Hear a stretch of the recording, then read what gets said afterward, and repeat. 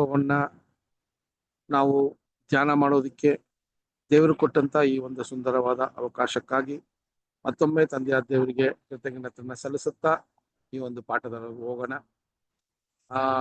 ನಮ್ಮ ಮಧ್ಯದಲ್ಲಿರುವ ಸಹೋದರನಾದ ಯಲ್ಲಪ್ಪ ಬ್ರದರು ಪ್ರಾರ್ಥನೆ ಮಾಡಬೇಕು ಅಂತ ಕೇಳ್ಕೊತೀನಿ. ಓಕೆ ಬ್ರದರ್, ಪ್ರಾರ್ಥನೆ ಮಾಡಿಕೊಳ್ಳೋಣ.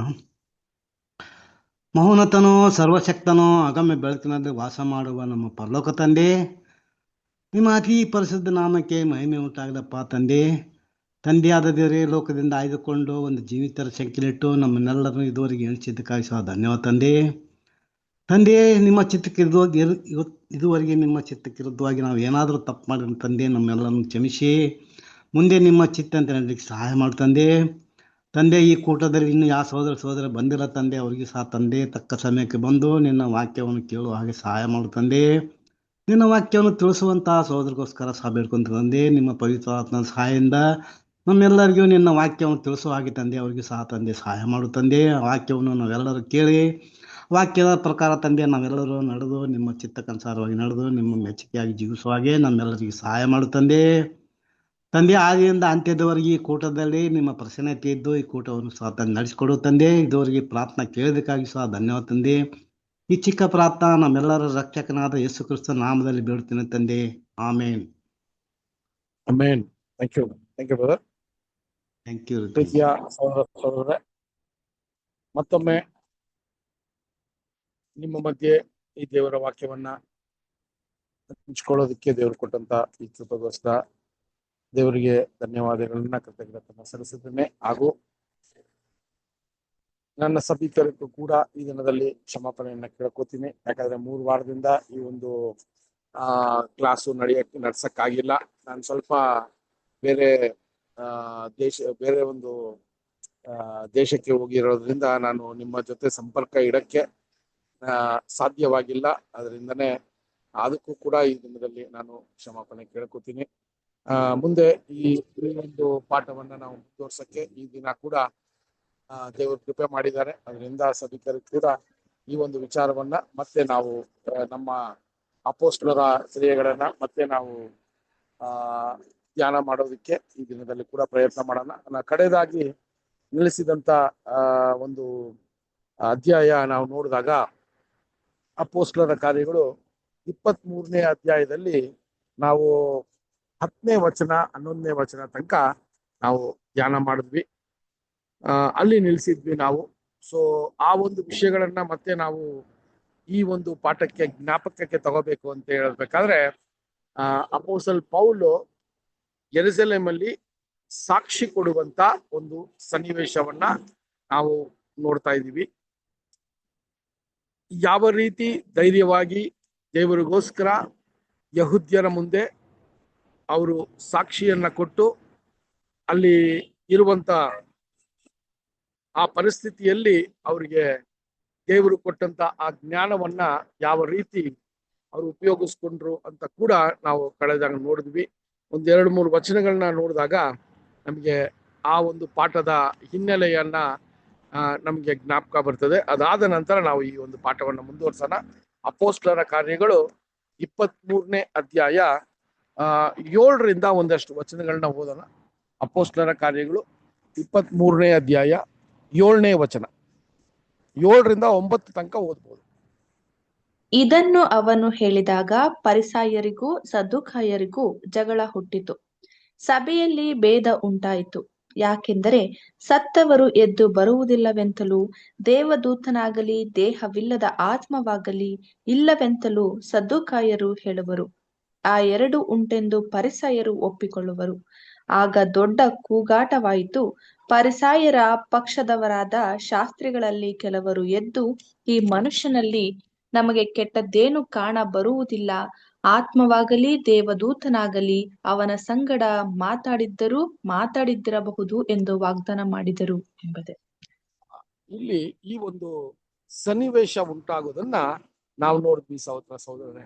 ಸೊ ಇದು ಯಹೂದ್ಯರ ಮಧ್ಯದಲ್ಲೇ ಒಂದು ಭಿನ್ನಾಭಿಪ್ರಾಯದ ಒಂದು ವಿಷಯ ನಡೆಯೋದನ್ನ ನಾವು ನೋಡ್ತೀವಿ.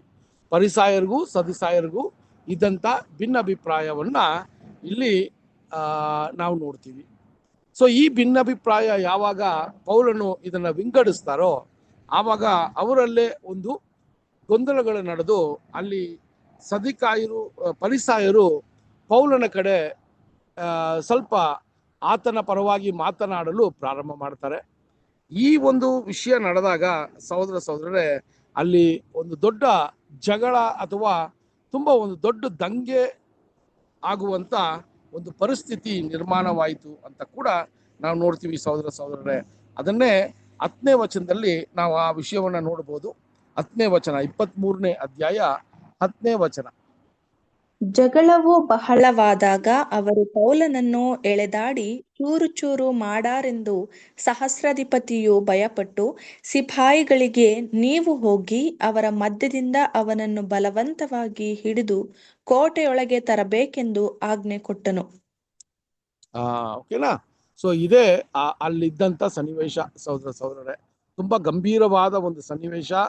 ಪೌಲನು ಏಕಾಂಗಿಯಾಗಿ ಆ ಯಹೂದ್ಯರ ಮಧ್ಯದಲ್ಲಿ ಈ ಒಂದು ಸಾಕ್ಷಿಯನ್ನ ಕೊಡುವಂತ ಒಂದು ಸಂದರ್ಭ. ಆ ಸಾಕ್ಷಿಯನ್ನ ಕೊಡುವಾಗ ಆತನು ದೇವರ ಆತ್ಮದ ಪ್ರೇರಣೆಯಿಂದ ಆ ವಿಷಯಗಳನ್ನ ಮಾಡ್ತಾರೆ. ಅಲ್ಲಿ ಅವರು ಮಾತನಾಡಲು ಪ್ರಾರಂಭ ಮಾಡಿದಾಗ ನಾವು ವಚನದಲ್ಲಿ ಓದುವಾಗ ಸಹೋದರರೇ ಅಂತ ಪ್ರಾರಂಭ ಮಾಡ್ತಾರೆ.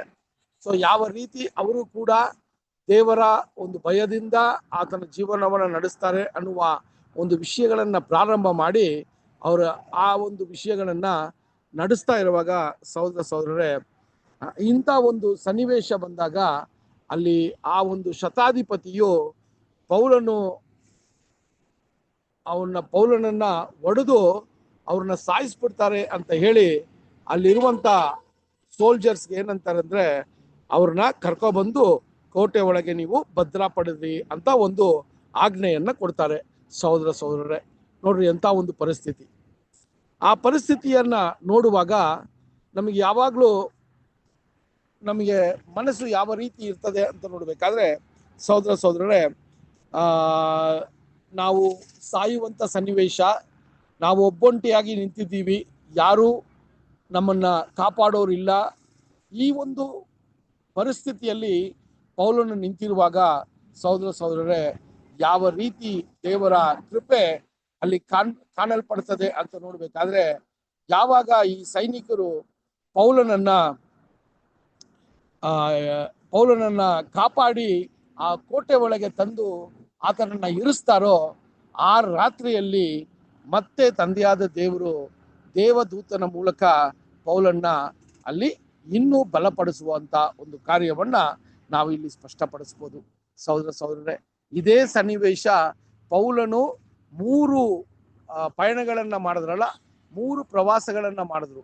ಆ 3 ಪ್ರವಾಸಗಳಲ್ಲೂ ಕೂಡ ನಿಮಗೆ ಗಮನ ಇದ್ರೆ ಎಲ್ಲಾ ಕಡೆ ನಾವು ನೋಡಿದ್ವಿ, ಎಲ್ಲೆಲ್ಲ ಪೌಲನಿಗೆ ಸಂಕಷ್ಟಗಳು ಉಂಟಾಗಿ ಆತನು ಸಾಯುವ ಒಂದು ಪರಿಸ್ಥಿತಿ ಬಂದಾಗ ಕೂಡ ಇದೇ ಒಂದು ರೀತಿಯಲ್ಲಿ ದೇವರು ದೂತನ ಮೂಲಕ ಆತನ ಜೊತೆ ಮಾತಾಡಿ ಬಲಪಡಿಸಿದ್ರು ಅಂತ ಕೂಡ ನಾವು ನೋಡ್ತೀವಿ. ಅದೇ ಸನ್ನಿವೇಶವನ್ನ ಇಲ್ಲೂ ಕೂಡ ನಾವು ನೋಡ್ತೀವಿ. ಸಹೋದರರೇ ಅಲ್ಲಿ ಏನು ಅಂತ ನೋಡ್ಬೇಕಾದ್ರೆ 11ನೇ ವಚನವನ್ನ ನಾವು ಓದೋಣ. 23ನೇ ಅಧ್ಯಾಯ 11ನೇ ವಚನ. ಆ ದಿನದ ರಾತ್ರಿ ಕರ್ತನು ಪೌಲನ ಬಳಿಯಲ್ಲಿ ನಿಂತುಕೊಂಡು, ಧೈರ್ಯದಿಂದಿರು, ನೀನು ಯೆರೂಸಲೇಮಿನಲ್ಲಿ ನನ್ನ ಸಂಗತಿಯನ್ನೆಲ್ಲ ಸಾಕ್ಷಿಯಾಗಿ ಹೇಳಿದಂತೆಯೇ ರೋಮಾಪುರದಲ್ಲಿಯೂ ಸಾಕ್ಷಿ ಹೇಳಬೇಕಾಗುವುದು ಅಂದನು. ನೋಡ್ರಿ ಸಹೋದರ ಇಲ್ಲಿ ಯೇಸು ಸ್ವಾಮಿ ಯಾವ ರೀತಿ ಪೌಲನಿಗೆ ಒಂದು ವಿಷಯವನ್ನ ತಲುಪಿಸಿದ್ರು ಅಂತ ನೋಡ್ಬೇಕಾದ್ರೆ, ನೀನು ಇಲ್ಲಿ ಈ ಒಂದು ಸನ್ನಿವೇಶದಲ್ಲಿ ಯೆರೂಸಲೇಮಲ್ಲಿ ಯಾವ ರೀತಿ ನೀನು ಸಾಕ್ಷಿಯನ್ನ ಹೇಳ್ತೀಯೋ ಅದೇ ಒಂದು ವಿಷಯವನ್ನ ನೀನು ರೋಮಾಪುರಿಯಲ್ಲೂ ಕೂಡ ಮಾಡಬೇಕು ಅನ್ನುವ ಒಂದು ವಿಶ್ವಾಸವನ್ನ ಆತನಲ್ಲಿ ಉಂಟು ಮಾಡ್ತಾರೆ ಸಹೋದರರೇ. ಸೊ ಈ ಒಂದು ಯೇಸು ಸ್ವಾಮಿಯ ಒಂದು ಮಾತುಗಳು ಪೌಲನಿಗೆ ಎಷ್ಟು ಒಂದು ಸಮಾಧಾನವನ್ನ ಧೈರ್ಯವನ್ನ ಕೊಟ್ಟಿರ್ಬೋದು. ಆತನ ವಿಶ್ವಾಸ ಯಾವ ರೀತಿ ಅದು ಹೆಚ್ಚಾಗಿರ್ಬೇಕು ಅಂತ ಕೂಡ ನಾವು ನೋಡ್ಬೋದು ಸಹೋದರರೇ. ಅಲ್ಲಿ ಪೌಲನಿಗೆ ಯೆರೂಸಲೇಮಲ್ಲಿ ಸಾಕ್ಷಿ ಕೊಡುವಂತ ವಿಷಯದಿಂದ ಮಾತ್ರ ನಿನ್ನನ್ನು ಕಾಪಾಡಲ್ಲ ನಾನು, ನೀನು ಮತ್ತೆ ಈ ಒಂದು ಸುವಾರ್ತೆಯನ್ನ ರೋಮಾಪುರಿಯಲ್ಲಿರುವಂತ ಜನರಿಗೂ ಕೂಡ ನೀನು ಹೇಳಬೇಕು ಅನ್ನುವ ಒಂದು ವಿಷಯವನ್ನ ಅಲ್ಲಾಗ್ಲೇ ಸ್ವಾಮಿಯ ಮೂಲಕ ಆತನಿಗೆ ಒಂದು ಭರವಸೆ ಉಂಟಾಗತ್ತೆ. ಸಹೋದರರೇ, ಯೋಚನೆ ಮಾಡಿ, ಯಾವ ರೀತಿಯ ಒಂದು ಸನ್ನಿವೇಶ ಇತ್ತು. ಸಾಯುವ ಒಂದು ಪರಿಸ್ಥಿತಿ, ಜನರು ಒಡೆಯುವ ಒಂದು ಪರಿಸ್ಥಿತಿ ಅಲ್ವಾ. ಅಲ್ಲಿ ಬಿಟ್ಟಿದ್ರೆ ಯಹೂದ್ಯರು ಆತನನ್ನ ಕೊಂದಾಕಿರೋರು. ಆದ್ರೆ ಆ ಸಮಯದಲ್ಲಿ ಯಾವ ರೀತಿ ದೇವರ ಕೆಲಸವನ್ನ ಮಾಡುವಂತ ಪೌಲನಿಗೆ ನಾನಾ ರೀತಿಯಲ್ಲಿ ದೇವರು ಆತನನ್ನ ಕಾಪಾಡಿದ್ರು. ಅದು ಮೊಟ್ಟ ಮೊದಲನೆಯದಾಗಿ ಆ ಶತಾಧಿಪತಿ ಯಾವ ರೀತಿ ಪೌಲನನ್ನ ಕಾಪಾಡಿ ಆತನ ಕೋಟೆ ಒಳಗೆ ಕರ್ಕೊಂಡು ಹೋದ್ರು ಅಂತ ನೋಡಿದ್ವಿ. ಎರಡನೇದು, ಆ ರಾತ್ರಿಯಲ್ಲಿ ಸ್ವಾಮಿ ಆತನ ಜೊತೆ ಮಾತನಾಡಿದ್ದನ್ನ ನಾವು ನೋಡಿದಾಗ ಸಹೋದರರೇ, ಅಲ್ಲಿ ಪೌಲನಿಗೆ ಮತ್ತೆ ಇನ್ನೂ ಉತ್ತೇಜನ ಅಥವಾ ಇನ್ನೂ ಹುಮ್ಮಸ್ಸು ಆತನಿಗೆ ನಿಜವಾಗ್ಲೂ ಈ ಒಂದು ಪ್ರೇರಣೆ ಸ್ವಾಮಿಯಿಂದ ಬಂದಿರಬೇಕು ಅಂತ ನೋಡ್ತೀವಿ. ಸೊ ಇದು ಒಂದು ಕಡೆ ರಾತ್ರಿಯಲ್ಲಿ ಈ ಕಾರ್ಯ ನಡೀತಾ ಇರುವಾಗ, ಅದೇ ರಾತ್ರಿಯಲ್ಲಿ ಯಹೂದ್ಯರು ಯಾರು ಈತನನ್ನ ಕೊಲ್ಲಬೇಕು ಅಂತ ಕಾಯ್ತಾ ಇದ್ರೋ ಅವರು ಒಂದು ಕುತಂತ್ರವನ್ನ ಅಲ್ಲಿ ರಚಿಸ್ತಾರೆ. ಸಹೋದರರೇ, ಏನು ಅಂತ ನೋಡ್ಬೇಕಾದ್ರೆ, ಈ ಒಂದು ಸಾಕ್ಷಿಯನ್ನ ಕೇಳಿದ ಯಹೂದ್ಯರು, ಅದರಲ್ಲೂ ಕೂಡ ಪೌಲನ ಒಂದು ಸತ್ಯದ ವಿಷಯ ಮತ್ತೆ ದೇವರ ಸಂಕಲ್ಪವನ್ನ ವಿರುದ್ಧವಾಗಿ ನಿಂತಿರೋ ಯಹೂದ್ಯರು ಅವ್ರು ಏನ್ ಮಾಡ್ಬಿಟ್ರು ಅಂದ್ರೆ, ಒಂದು 40 ಮಂದಿ ಯಹೂದ್ಯರು ಏನಂತ ಒಂದು ಆಜ್ಞೆ ತಗೋಬಿಟ್ರು ಅಂದ್ರೆ, ನಾವು ಈ ಪೌಲನನ್ನ ಸಾಯಿಸುವ ತನಕ ನಾವು ಮತ್ತೆ ಊಟ ಅಥವಾ ಭೋಜನ ಮಾಡೋದೇ ಇಲ್ಲ ಅನ್ನುವ ಒಂದು ಛಲವನ್ನ ಅವರು ನಿರ್ಧಾರ ಮಾಡಿದ್ರು ಅಂತ ಕೂಡ ನಾವು ನೋಡ್ತೀವಿ ಸಹೋದರರೇ. ಸೊ ಅದನ್ನ ನಾವು ನೋಡ್ಬೋದು. 13ನೇ ವಚನದಲ್ಲಿ ಈ ವಿಷಯವನ್ನ ನೋಡ್ಬೋದು. 23ನೇ ಅಧ್ಯಾಯ 13ನೇ ವಚನ. ಹೀಗೆ ಮಾಡಿದವರು 40 ಮಂದಿಗಿಂತ ಹೆಚ್ಚಾಗಿದ್ದರು. ಇವರು ಮಹಾಯಾಜಕರ ಮತ್ತು ಸಭೆ ಹಿರಿಯರ ಬಳಿಗೆ ಹೋಗಿ 12 ಓದಿ. ಓಕೆ. ಬೆಳಗಾದ ಮೇಲೆ ಯಹೂದ್ಯರು ಒಳಸಂಚು ಮಾಡಿ, ನಾವು ಪೌಲನನ್ನು ಕೊಲ್ಲುವ ತನಕ ಅನ್ನಪಾನವೇನೂ ಮುಟ್ಟುವುದಿಲ್ಲವೆಂದು ಶಪಥ ಮಾಡಿಕೊಂಡರು. ಹೀಗೆ ಮಾಡಿದವರು 40 ಮಂದಿಗಿಂತ ಹೆಚ್ಚಾಗಿದ್ದರು. ನೋಡಿದ್ರ ಸಹೋದರರೇ, ಎಂತ ಒಂದು ಕುತಂತ್ರವನ್ನ ರಚಿಸಿದ್ರು ಅಂತ ನೋಡ್ಬೇಕಾದ್ರೆ, ಪೌಲನು ಆ ಒಂದು ಕೋಟೆ ಒಳಗೆ ಭದ್ರವಾಗಿದ್ದಾನೆ. ಆದರೆ ನಮ್ಮ ವಿರುದ್ಧವಾಗಿ, ನಮ್ಮ ಒಂದು ನಂಬಿಕೆಗೆ ವಿರುದ್ಧವಾಗಿ ಮಾತನಾಡುವ ಈ ಪೌಲನನ್ನ ನಾವು ಸಾಯಿಸಲೇಬೇಕು ಅಂತೇಳಿ 40 ಮಂದಿ ನಾವು ಆತನ ಸಾಯಿಸೋ ತನಕ ನಾವು ಏನೂ ಪಾನ ಮಾಡಲ್ಲ, ಏನೂ ಊಟ ಮಾಡಲ್ಲ ಅನ್ನುವ ಒಂದು ನಿರ್ಧಾರವನ್ನ ತಗೊಂಡ್ರು ಸಹೋದರ. ಸೊ ಈ ಒಂದು ವಿಚಾರವನ್ನ ನೋಡುವಾಗ ಸಹೋದರರೇ, ಅಲ್ಲಿ ಅನೇಕ ವಿಷಯಗಳು ನಾವು ಯಾವ ರೀತಿ ನೋಡ್ತೀವಿ ಅಂತ ನೋಡ್ಬೇಕಾದ್ರೆ, ಪೌಲನ ಮೇಲೆ ಅನ್ಯ ಜನರು ಅವನನ್ನ ವಿರೋಧಿಸಿಲ್ಲ. ಆತನ ಸಹೋದರರಾಗಿರುವ ಯಹೂದ್ಯರೇ ಆತನನ್ನ ವಿರೋಧಿಸಿ ಆತನನ್ನ ಸಾಯಿಸುವ ಒಂದು ಕಾರ್ಯಕ್ರಮವನ್ನ ಅಥವಾ ಒಂದು ಕುತಂತ್ರವನ್ನ ಮಾಡಿದ್ರು ಅಂತ ಕೂಡ ನಾವು ನೋಡ್ಬೋದು ಸಹೋದರರೇ. ಸೊ ಈ ವಿಷಯಗಳನ್ನ ನೋಡುವಾಗ ಪೌಲನಿಗೆ ಯಾವ ರೀತಿಯ ಒಂದು ಮರಣ ಕಾದಿತ್ತು ಅಂತ ನೋಡ್ಬೇಕಾದ್ರೆ, ಆದರೆ ಆ ಮರಣವನ್ನ ತಂದೆಯಾದ ದೇವರು ಸ್ವಾಮಿಯ ಮೂಲಕ ಆತನ ಕೆಲಸ ಇನ್ನೂ ಹೆಚ್ಚಾಗಿ ಇದೆ ಅಂತ ಹೇಳುವಂತ ಒಂದು ವಿಷಯವನ್ನ ಅಲ್ಲಿ ಮಾಡೋದನ್ನ ನಾವು ನೋಡ್ಬೋದು ಸಹೋದರ. ಸೊ ಅಲ್ಲಿ ಸ್ವಾಮಿಯ ಮೂಲಕ ಪೌಲನಿಗೆ ಆಶ್ವಾಸನೆಯನ್ನ ಕೊಟ್ರು ಅಲ್ವಾ, ನಂಬಿಕೆಯನ್ನ ಉಂಟು ಮಾಡಿದ್ರು. ನಾನು ಮಾಡ್ತಾ ಇರುವಂತ ಈ ಕೆಲಸವು ದೇವರ ಚಿತ್ತದ ಅನುಗುಣವಾಗಿನೇ ಇದೆ ಅಂತ ಹೇಳಿ ಅವ್ರೇನ್ ಮಾಡಿದ್ರಿ, ಅವರು ಧೈರ್ಯದಿಂದ ಅವರ ಒಂದು ಕೆಲಸವನ್ನ ಮುಂದುವರಿಸೋದಿಕ್ಕೆ ಸ್ವಾಮಿಯ ಒಂದು ಕೃಪೆ ಆತನಿಗೆ ಸಿಕ್ತು ಅಂತ ನೋಡ್ತೀವಿ.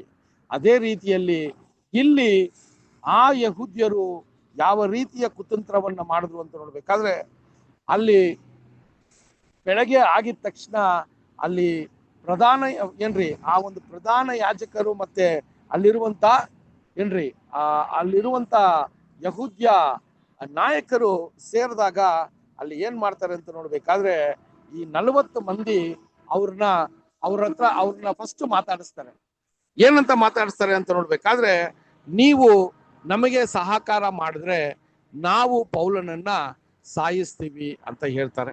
ಸೊ ಯಾವ ರೀತಿ ಹೇಳ್ತಾರೆ ಅಂತ ನೋಡ್ಬೇಕಾದ್ರೆ, ಮತ್ತೆ ನೀವೇನ್ ಮಾಡ್ರಿ ಅಂದ್ರೆ ಆ ಶತಾಧಿಪತಿ ಹತ್ರ ನೀವು ಒಂದು ಬೇಡಿಕೆಯನ್ನ ಇಡ್ರಿ, ಈಗ ಪೌಲನನ್ನ ನೀವು ಕರ್ಕೊಬಂದು ಇದೇ ರೀತಿ ನಿನ್ನೆ ಆದಂತ ಒಂದು ವಿಷಯವನ್ನ ಮತ್ತೆ ನಮ್ಮ ಮುಂದೆ ಪೌಲನನ್ನ ಕರ್ಕೊಬಂದು ನಾವು ಇನ್ನೊಂದಷ್ಟು ಪ್ರಶ್ನೆಗಳನ್ನ ಕೇಳಿ ನಾವು ನಮಗಿರುವಂತ ಡೌಟ್ಸ್ ಅನ್ನ ಸರಿ ಮಾಡ್ಕೋತೀವಿ ಅಂತ ನೀವೊಂದು ವಿಷಯವನ್ನ ತಲುಪಿಸಿ ಆತನು ಆಚೆ ಬಂದಾಗ ನಾವು ಆತನನ್ನ ಕೊಲ್ಲುತ್ತೀವಿ ಅನ್ನುವ ಒಂದು ವಿಷಯವನ್ನ ಪ್ರಧಾನ ಯಾಜಕರಿಗೆ ಈ 40 ಮಂದಿ ಒಂದು ಸಲಹೆಯನ್ನ ಕೊಡ್ತಾರೆ. ಇದನ್ನ ನಾವು ಎಲ್ಲಿ ನೋಡ್ಬೋದು ಅಂದ್ರೆ 23ನೇ ಅಧ್ಯಾಯ 14 ಮತ್ತು 15 ವಚನಗಳನ್ನ ನಾವು ನೋಡ್ಬೋದು ಸಹೋದರರೇ. ಇವರು ಮಹಾಯಾಜಕರ ಮತ್ತು ಸಭೆ ಹಿರಿಯರ ಬಳಿಗೆ ಹೋಗಿ, ನಾವು ಪೌಲನನ್ನು ಕೊಲ್ಲುವ ತನಕ ಬಾಯಲ್ಲಿ ಏನೂ ಹಾಕುವುದಿಲ್ಲವೆಂದು ಕಠಿಣ ಶಪಥವನ್ನು ಮಾಡಿಕೊಂಡಿದ್ದೇವೆ. ಆದುದರಿಂದ ನೀವು ಸಭೆಯವರ ಸಹಿತ ಸಹಸ್ರಾಧಿಪತಿಯ ಬಳಿಗೆ ಹೋಗಿ ಪೌಲನ ಸಂಗತಿಯನ್ನು ಇನ್ನೂ ಸೂಕ್ಷ್ಮವಾಗಿ ವಿಮರ್ಶೆ ಮಾಡಬೇಕೆಂದು ನೆವ ಹೇಳಿ ಅವನನ್ನು ಕೋಟೆಯಿಂದ ನಿಮ್ಮ ಬಳಿಗೆ ಕರೆದುಕೊಂಡು ಬರುವ ಹಾಗೆ ಕೇಳಿಕೊಳ್ಳಬೇಕು. ನಾವಾದರೂ ಅವನು ಹತ್ತಿರ ಬರುವುದಕ್ಕಿಂತ ಮುಂಚೆಯೇ ಅವನನ್ನು ಕೊಲ್ಲುವುದಕ್ಕೆ ಸಿದ್ಧವಾಗಿದ್ದೇವೆ ಅಂದರು. ನೋಡ್ರಿ ಸಹೋದರರೇ, ಸೊ ಇಂಥ ಒಂದು ಸನ್ನಿವೇಶವನ್ನ ನಾವು ನೋಡ್ತೀವಿ. ಇದೆಲ್ಲ ಕೂಡ ಪೌಲನ ಜೀವನದಲ್ಲಿ ದೇವರಿಗೆ ಸಾಕ್ಷಿಯಾಗಿ ಆತನು ನಿಂತು ದೇವರ ಒಂದು ಚಿತ್ತಕ್ಕೆ ಅನುಗುಣವಾಗಿ ಈ ಸುವಾರ್ತೆಯನ್ನ ಸಾರ್ತಾ ಇರುವಂತ ಪರಿಸ್ಥಿತಿಯಲ್ಲಿ ಆತನಿಗೆ ಬಂದಂತ ಸಂಕಷ್ಟಗಳನ್ನ ನಾವು ನಿಧಾನಕ್ಕೆ ನಾವು ನೋಡ್ಕೊ ಬರ್ತಾ ಇದ್ದೀವಿ. ಸೊ ಈ ಒಂದು ಘಟನೆಗಳನ್ನ ನಾವು ನೋಡುವಾಗ ನಾವು ಬರೀ ಈ ಒಂದು ಘಟನೆಗಳು ಈ ರೀತಿ ಆಯ್ತು ಅಂತ ನಾವು ಓದ್ಕೊಂಡು ಬರ್ತಾ ಇದ್ರು ಕೂಡ ಆ ಸಮಯದಲ್ಲಿ ಈ ಸನ್ನಿವೇಶದಲ್ಲಿ ಇದ್ದಂತ ಪೌಲನಿಗೆ ಆದಂತ ಒಂದು ಆತಂಕಗಳು ಯಾವ ರೀತಿ ಇರಬಹುದು ಅಂತ ಕೂಡ ನಾವು ಆ ಸ್ಥಾನದಲ್ಲಿ ಆ ಸನ್ನಿವೇಶವನ್ನ ನಮ್ಮ ಮನಸ್ಸಿಗೆ ತಂದ್ಕೊಂಡಾಗ ಅದು ತುಂಬಾ ಸುಲಭವಾದ ಒಂದು ಸನ್ನಿವೇಶವಲ್ಲ. ಅದು ತುಂಬಾ ಏನ್ರಿ ಒಂದು ಈಸಿ ಆದ ಒಂದು ಸನ್ನಿವೇಶ ಅಲ್ಲ. ಅದು ತುಂಬಾ ಮರಣ ಆತನನ್ನ ಕಾಡ್ತಾ ಇರುವಂತ ಅಥವಾ ಮರಣವು ಆತನ ತಲೆ ಮೇಲೆ ಯಾವಾಗಲೂ ಇತ್ತು ಅನ್ನುವ ಒಂದು ಸನ್ನಿವೇಶವನ್ನ ನಾವು ನೋಡ್ಬೋದು ಸಹೋದರರು. ಇದೆಲ್ಲ ಕೂಡ ನಮಗೆ ದೇವರು ಈ ಒಂದು ಪುಸ್ತಕದಲ್ಲಿ ಬರೆದು ಬರುವಂತ ಸಭೆಗೆ ಇದು ಒಂದು ಎಚ್ಚರಿಕೆ ಅಥವಾ ಒಂದು ಧೈರ್ಯ ಕೊಡುವಂತ ವಿಷಯಗಳು ಅಂತ ನೋಡ್ಬೇಕಾದ್ರೆ ಸಹೋದರರೇ, ನಮಗೂ ಕೂಡ ಈ ಸುವಾರ್ತೆಯನ್ನ ಸಾರುವಂತ ಒಂದು ಅವಕಾಶ ಒಬ್ಬೊಬ್ಬ ಸಹೋದರರಿಗೆ ಸಿಕ್ಕಿದಾಗ ನಾವು ಮರಣಕ್ಕೆ ಭಯಪಡದೆ ಸ್ವಾಮಿಯ ವಾಕ್ಯಕ್ಕೆ ಸಾಕ್ಷಿಯಾಗಿ ನಿಂತು ಸ್ವಾಮಿಯ ಒಂದು ಸಂಕಲ್ಪವನ್ನ ಹೇಳೋದಿಕ್ಕೆ ಧೈರ್ಯ ಮಾಡಿ, ಅದು ಸನ್ನಿವೇಶಗಳು ಸಂದರ್ಭಗಳು ಯಾವ ರೀತಿ ಇದ್ರೂ ಕೂಡ ದೇವರ ನೀತಿಯನ್ನ, ದೇವರ ಪ್ರೀತಿಯನ್ನ, ದೇವರ ಸಂಕಲ್ಪವನ್ನ ಹೇಳೋದಿಕ್ಕೆ ನಾವು ಧೈರ್ಯ ಮಾಡ್ಕೋಬೇಕು ಸಹೋದರರೇ. ಯಾಕೆಂದ್ರೆ ದೇವರು ನಮ್ಮ ಸಂಗಡ, ಸ್ವಾಮಿ ಯಾವ ರೀತಿ ಪೌಲನ ಜೊತೆ ಸ್ವಾಮಿ ವರ್ತಿಸ್ತಾ ಇದ್ರೋ ಅಥವಾ ಆತನಿಗೆ ಎಲ್ಲಾ ವಿಧವಾದ ಧೈರ್ಯವನ್ನ ಕೊಡ್ತಾ ಇದ್ರು, ಅದೇ ರೀತಿ ನಮಗೂ ಕೂಡ ಈ ದಿನದಲ್ಲಿ ದೇವರ ಕೆಲಸವನ್ನ ಯಾವುದೇ ರೀತಿಯ ಒಂದು ಕಲ್ಮಶವಿಲ್ಲದೆ ತುಂಬದ ಹೃದಯದಿಂದ, ಯಥಾರ್ಥವಾದ ಹೃದಯದಿಂದ ನಾವು ಮಾಡಿದಾಗ ದೇವರ ವಾಕ್ಯಗಳು ನಮಗೆ ಬಲ ಕೊಡುವಂಥದ್ದಾಗಿದೆ ಸಹೋದರರೇ. ಸ್ವಾಮಿ ನಮ್ಮ ಸಂಗಡ ಬಂದು ಮಾತನಾಡೋದು ಈ ಒಂದು ಪರಿಸ್ಥಿತಿಯಲ್ಲಿ ಇಲ್ಲದೆ ಇದ್ರೂ ಕೂಡ ಆತನ ವಾಕ್ಯಗಳು ನಮ್ಮನ್ನ ಬಲಪಡಿಸುತ್ತದೆ ಅನ್ನುವ ಒಂದು ವಿಷಯವನ್ನ ಕೂಡ ನಾವೇನ್ ಮಾಡ್ಬೇಕ್ರಿ, ಈ ದಿನದಲ್ಲಿ ಅದನ್ನ ನಾವು ನೋಡ್ಬೇಕು ಸಹೋದರರೇ. ಅದೇ ನಾವು ಈ ಒಂದು ವಿಷಯಗಳಲ್ಲಿ ನಮ್ಮ ಮನಸ್ಸನ್ನ ಆ ರೀತಿಯಲ್ಲಿ ನಾವು ಅಳವಡಿಸ್ಕೋಬೇಕು. ಯಾಕಂದ್ರೆ ಪೌಲನು ಹೇಳ್ದಂಗೆ ಸುವಾರ್ತೆಯನ್ನ ಸಾರೋದು ನನ್ನ ತಲೆ ಮೇಲೆ ದೇವರು ಕೊಟ್ಟಂತ ಒಂದು ದೊಡ್ಡ ಜವಾಬ್ದಾರಿ ಅಂತಾರೆ.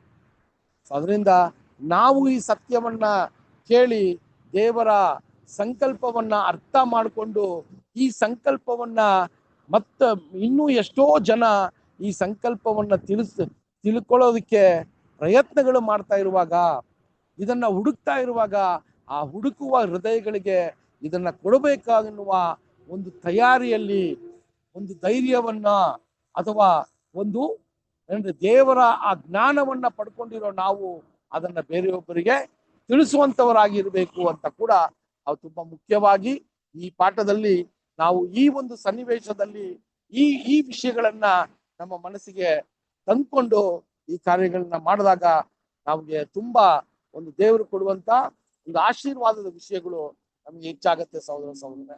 ಸೊ ಈ ರೀತಿ ಪೌಲನನ್ನ ಸಾಯಿಸೋದಿಕ್ಕೆ ಮಾರನೇ ದಿನ ಇನ್ನೊಂದು ಒಂದು ಒಕ್ಕೂಟವನ್ನ, ಒಂದು ಮಹಾಸಭೆಯನ್ನ ನೀವು ತಯಾರಿ ಮಾಡಿ ಆತನು ಆ ಮಹಾಸಭೆಗೆ ಬರೋದಕ್ಕಿಂತ ಮುಂಚೆನೆ ಆತನನ್ನ ನಾವು ಸಾಯಿಸ್ತೀವಿ ಅಂತ ಹೇಳುವಂತ ವಿಷಯವನ್ನ ನೋಡ್ತೀವಿ.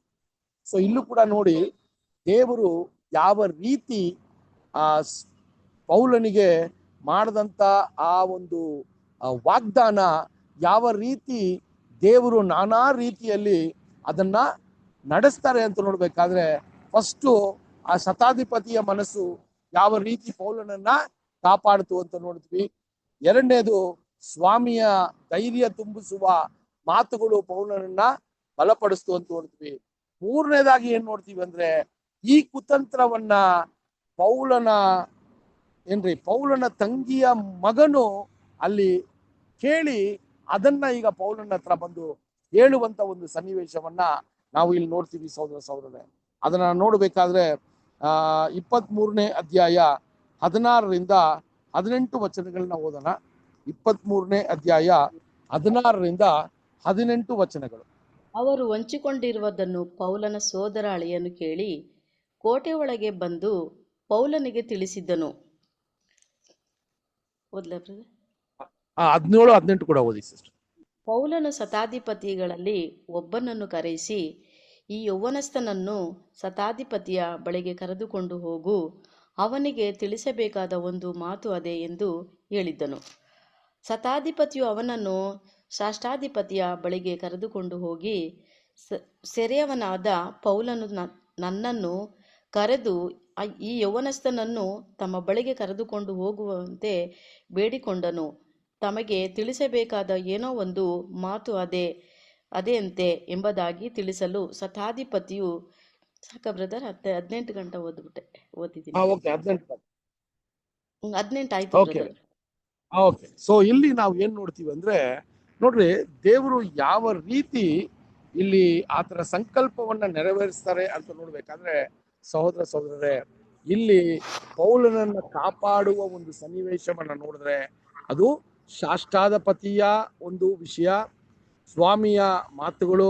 ಮೂರನೇದು, ಆ ಕುತಂತ್ರವನ್ನ ಆ ಸಹೋದರ ಆ ಸಹೋದರಿಯ ಪೌಲನ ಸಹೋದರಿಯ ಮಗನು ಕೇಳಿ ಅದನ್ನ ಸೆರೆಮನೆಯಲ್ಲಿದ್ದ ಆ ಒಂದು ಕೋಟೆಯ ಸೆರೆಮನೆಯಲ್ಲಿದ್ದ ಪೌಲನ ಹತ್ರ ಬಂದು ಈ ವಿಷಯವನ್ನ ಹೇಳುವಂತ ಕಾರ್ಯವನ್ನ ಮಾಡ್ತಾರೆ. ಮುನ್ನೆಚ್ಚರಿಕೆಯಾಗಿನೇ ಆ ಶಾಷ್ಟಾಧಿಪತಿಯನ್ನ ಈಗ ಎಚ್ಚರಿಸುವ ಒಂದು ವಿಷಯವನ್ನ ಈತನ ಮೂಲಕ ದೇವರು ಮಾಡೋದನ್ನ ನಾವು ನೋಡ್ತೀವಿ ಸಹೋದರ ಸಹೋದರರೇ. ಯಾವುದೇ ರೀತಿಯ ಅದ್ಭುತವನ್ನ ಮಾಡಿಲ್ಲ, ಯಾವುದೇ ರೀತಿಯ ಒಂದು ಆಶ್ಚರ್ಯವಾದ ವಿಷಯವನ್ನ ಮಾಡಿಲ್ಲ. ಆತನ ಸುತ್ತ ಇರುವ ಜನರ ಜೊತೆಯಲ್ಲೇ ಇದ್ದು ಅಥವಾ ಆ ಜನರ ಮೂಲಕನೇ ಅಲ್ಲಿ ಪೌಲನನ್ನ ಏನ್ ಮಾಡ್ತಾರ್ರಿ, ಅಲ್ಲಿ ಅವರು ಕಾಪಾಡೋದನ್ನ ನಾವು ನೋಡ್ಬೋದು. ಸೊ ಅಲ್ಲಿ ಆ ಒಂದು ಹುಡುಗ ಈಗ ಪೌಲನನ್ನ ಸೆರೆಮನೆಯಲ್ಲಿ ಭೇಟಿಯಾಗಿ ಈ ವಿಷಯವನ್ನ ಹೇಳಿದಾಗ ಪೌಲನು ಅಲ್ಲಿ ಹತ್ರ ಇರುವಂತ ಶತಾಧಿಪತಿಯನ್ನ ಕರೆದು, ಈ ಹುಡುಗನು ಶಾಷ್ಟಾಧಿಪತಿಯ ಹತ್ರ ಯಾವುದೋ ಒಂದು ವಿಷಯವನ್ನ ಹೇಳ್ಬೇಕಂತೆ, ನೀನು ಆತನ ಹತ್ರ ಕರ್ಕೊಂಡೋಗು ಅಂತ ಹೇಳಿದಾಗ ಆ ಶತಾಧಿಪತಿಯು ಆ ಶಾಷ್ಟಾಧಿಪತಿ ಹತ್ರ ಏನ್ ಮಾಡ್ತಾರ್ರಿ, ಆತನನ್ನ ಕರೆದು ನಿಲ್ಲಿಸೋದನ್ನ ನಾವು ನೋಡ್ತೀವಿ ಸಹೋದರ ಸಹೋದರ.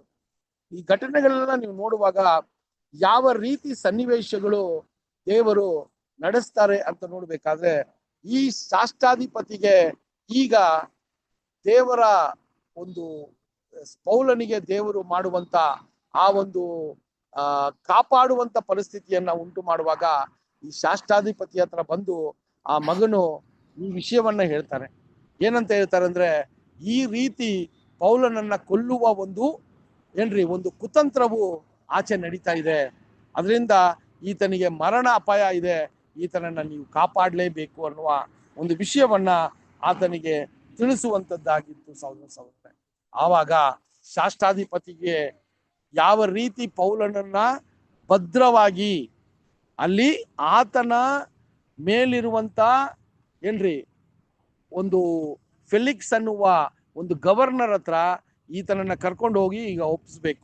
ಇದೇ ಆ ಶಾಸ್ತ್ರಾಧಿಪತಿಗಿದ್ದಂತ ಒಂದು ದೊಡ್ಡ ಒಂದು ಜವಾಬ್ದಾರಿ. ಇದಕ್ಕೆ ಆ ಶಾಸ್ತ್ರಾಧಿಪತಿ ಏನ್ ಮಾಡ್ತಾರೆ ಅಂತ ನೋಡ್ಬೇಕಾದ್ರೆ 23ನೇ ಅಧ್ಯಾಯ 19ರಿಂದ 21 ವಚನಗಳನ್ನ ನೋಡೋಣ. 23ನೇ ಅಧ್ಯಾಯ 19ರಿಂದ 21 ವಚನಗಳು. ಶಾಸ್ತ್ರಾಧಿಪತಿಯು ಅವನನ್ನು ಕೈ ಹಿಡಿದು ಒಂದು ಕಡೆಗೆ ಏಕಾಂತವಾಗಿ ಕರೆದುಕೊಂಡು ಹೋಗಿ, ನೀನು ನನಗೆ ಹೇಳಬೇಕಾದದ್ದು ಏನು ಎಂದು ಕೇಳಿದನು.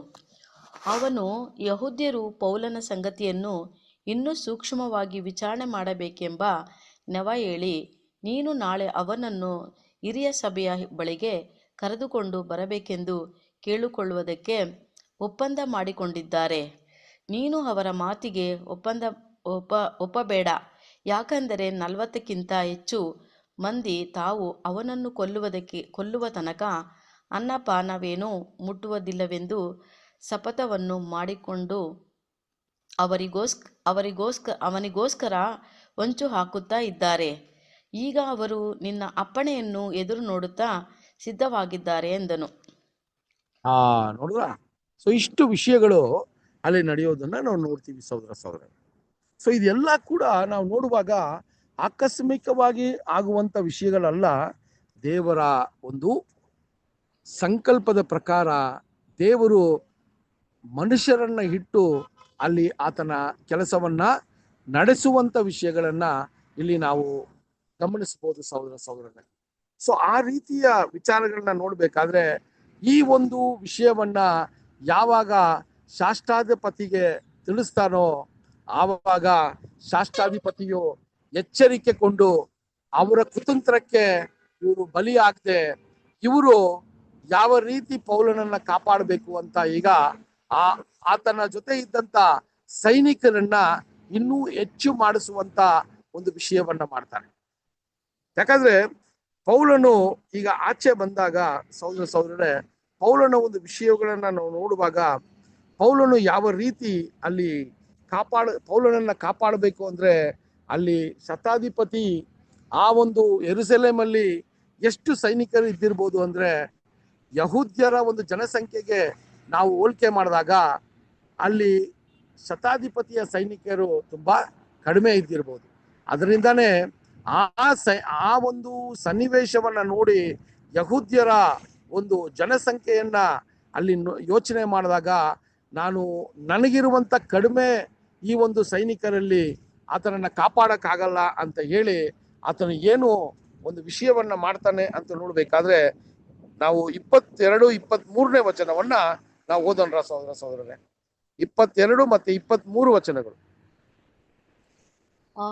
ಅವನು ಅಂದನು, ಆಗ ಷಷ್ಠಾಧಿಪತಿಯು ಆ ಯೌವನಸ್ಥನಿಗೆ, ಈ ಸಂಗತಿಗಳನ್ನು ನನಗೆ ಸೂಚಿಸಿದವನು ನೀನೆಯೋ, ಯಾರಿಗೂ ಹೇಳಬೇಡ ಎಂದು ಖಂಡಿತವಾಗಿ ಅಪ್ಪಣೆ ಕೊಟ್ಟು ಅವನನ್ನು ಕಳಿಸಿಬಿಟ್ಟನು. ಆಮೇಲೆ ಅವನು ಶತಾಧಿಪತಿಗಳಲ್ಲಿ ಇಬ್ಬರನ್ನು ಕರೆಸಿ, ರಾತ್ರಿ 9 ಗಂಟೆಗೆ ಕೈಸರಿದ ತನಕ ಹೋಗುವಂತೆ 200 ಮಂದಿ ಸಿಪಾಯಿಗಳನ್ನು, 70 ಮಂದಿ ಸವಾರರನ್ನು, 200 ಮಂದಿ ಬೆಲೆಯವರನ್ನು ಸಿದ್ಧ ಮಾಡಿರಿ ಮತ್ತು ಕುದುರೆಗಳನ್ನು ಸಿದ್ಧ ಮಾಡಿ ಪೌಲನು ಹತ್ತಿಸಿ ಶತಾಧಿಪತಿಯಿಂದ ಪೆಲೇಖನ ಬಳಿಗೂ ಸುರಕ್ಷಿತವಾಗಿ ಕರೆದುಕೊಂಡು ಹೋಗಬೇಕೆಂದು ಹೇಳಿದನು. ಓಕೆನಾ ಸಹೋದರರೇ, ಇಲ್ಲಿ ಶತಾಧಿಪತಿಗೆ ಆ ಒಂದು ವಿಷಯವನ್ನ ತಿಳಿಸಿದಾಗ ಶತಾಧಿಪತಿ ಎಲ್ಲಾ ಬಂದೋಬಸ್ತುಗಳನ್ನ ಮಾಡ್ತಾರೆ. ನೋಡ್ರಿ ಎಷ್ಟು ಒಬ್ಬ ಮನುಷ್ಯನನ್ನ ಕಾಪಾಡೋದಕ್ಕೆ ಎಷ್ಟು ಒಂದು ಸೈನಿಕ್ಯವನ್ನ ರೆಡಿ ಮಾಡ್ತಾರೆ ಅಂತ ನೋಡ್ಬೇಕಾದ್ರೆ ಸಹೋದರರೇ, ಅಲ್ಲಿ 2 ಶತಾಧಿಪತಿಗಳನ್ನ ಕರೆದು ಒಂದು ಜವಾಬ್ದಾರಿಯನ್ನ ಕೊಡ್ತಾರೆ. ಏನು ಅಂದ್ರೆ 200 ಮಂದಿ ಸೈನಿಕರನ್ನ ಇನ್ನು ತಯಾರಿ ಮಾಡಬೇಕು, ಮತ್ತೆ ಏನ್ರಿ ಕುದುರೆ ಸವಾರರು 70 ಮಂದಿ ಇರಬೇಕು ಅಂತ ಹೇಳ್ತಾರೆ. ಮತ್ತೆ ಅಲ್ಲಿ ಏನ್ರಿ ಈಟಿ ಹಿಡಿದಿರುವಂತ ಜನರು 200 ಮಂದಿ ಇರಬೇಕು ಅಂತ ಇಷ್ಟು ಬಂದೋಬಸ್ತನ್ನ ಯಾರಿಗೆ ಕೊಡ್ತಾರೆ ಅಂದ್ರೆ ಪೌಲನಿಗೆ ಕೊಡ್ತಾರೆ. ಸಹೋದರರೇ, ಯೋಚನೆ ಮಾಡಿ, ಒಂದು ಸಾಮಾನ್ಯ ವ್ಯಕ್ತಿ, ಯಹೂದ್ಯರಿಂದ ನಿರಾಕರಿಸುವಂತ ವ್ಯಕ್ತಿ, ಯಹೂದ್ಯರು ದ್ವೇಷಿಸುವ ವ್ಯಕ್ತಿ, ರೋಮಾಪುರಿಯ ಒಂದು ಸಾಮ್ರಾಜ್ಯವನ್ನ ಆಳುವಂತ ಏನ್ರಿ ಅರಸರ ಕೈ ಕೆಳಗೆ ಇರುವಂತ ಈ ಶತಾಧಿಪತಿಗಳಿಗೆ ಅವ್ರದೇ ಆದಂತ ಒಂದು ಕಾರ್ಯಗಳು ಇದ್ದಿರ್ಬೇಕು. ಯಾಕಂದ್ರೆ ಅವರು ಯೆರೂಸಲೇಮಲ್ಲಿ ಆ ಒಂದು ಯಹೂದ್ಯರ ಮಧ್ಯದಲ್ಲಿ ಅವರು ಆಳ್ವಿಕೆ ಮಾಡ್ಬೇಕಂದ್ರೆ ಯಹೂದಿಯರನ್ನ ಅವ್ರು ಏನ್ ಮಾಡ್ಬೇಕಾಗಿತ್ತು? ಸಂತೋಷ ಪಡಿಸ್ಬೇಕಾಗಿತ್ತು. ಆವಾಗ್ಲೇ ಅವರು ಸುಲಭವಾಗಿ ಯಾವುದೇ ರೀತಿಯ ಗೊಂದಲ ಇಲ್ಲದೆ ಇರುವಂತ ಒಂದು ಆಳ್ವಿಕೆಯನ್ನ ಮಾಡ್ಬೋದು ಅಲ್ವಾ? ಆದ್ರೆ ಇಲ್ಲಿ ನೋಡ್ರಿ, ಆ ಒಂದು ಯಹೂದ್ಯರು ದ್ವೇಷಿಸುವ ಒಂದು ಸಾಧಾರಣವಾದ ಪೌಲನಿಗೆ ಅವರು ಕೊಟ್ಟಂತ ಒಂದು ಪ್ರೊಟೆಕ್ಷನ್ ಹೆಂಗಿತ್ತು ಅಂತ ನೋಡ್ಬೇಕಾದ್ರೆ ಸಹೋದರರೇ, ಇದು ಒಂದು ದೊಡ್ಡ ವ್ಯಕ್ತಿಗೆ ಕೂಡ ಇಂಥ ಒಂದು ರಕ್ಷಣೆಯನ್ನ ಕೊಡೋದಕ್ಕೆ ಸಾಧ್ಯವಿಲ್ಲ ಅಂತ ನೋಡ್ತೀವಿ. ಸೊ 200 ಮಂದಿ ಅಲ್ಲಿ ಸೈನಿಕರು, 70 ಕುದುರೆ ಸವಾರರು, ಮತ್ತೆ 200 ಮಂದಿ ಸೈನಿಕರು ಈಟಿ ಸಮೇತ ತಯಾರಿ ಮಾಡಿ ಅಂತ ಹೇಳಿ ಆ ರಾತ್ರಿನೇ ಸಹೋದರರೇ ಅಲ್ಲಿಂದ ಪೌಲನನ್ನ ಆ ಕೋಟೆಯಿಂದ ಸೆಸಾರಿಯಾ ಪಟ್ಟಣಕ್ಕೆ ಆತನನ್ನ ಈಗ ಕರ್ಕೊಂಡು ಹೋಗ್ಬೇಕು. ಇದೇ ತುಂಬಾ ಮುಖ್ಯವಾದ ಒಂದು ಜವಾಬ್ದಾರಿ ಆ ಒಂದು ಶಾಸ್ತ್ರಾಧಿಪತಿಗೆ ಇತ್ತು ಅಂತ ನೋಡ್ತೀವಿ ಸಹೋದರರೇ. ಆ ಶಾಸ್ತ್ರಾಧಿಪತಿಯ ಒಂದು ವಿಚಾರಗಳನ್ನ ನೋಡ್ಬೇಕಾದ್ರೆ 24ನೇ ವಚನನ ಇನ್ನೊಂದ್ಸರಿ ಓದಿ ಸಿಸ್ಟರ್. 24ನೇ ವಚನ.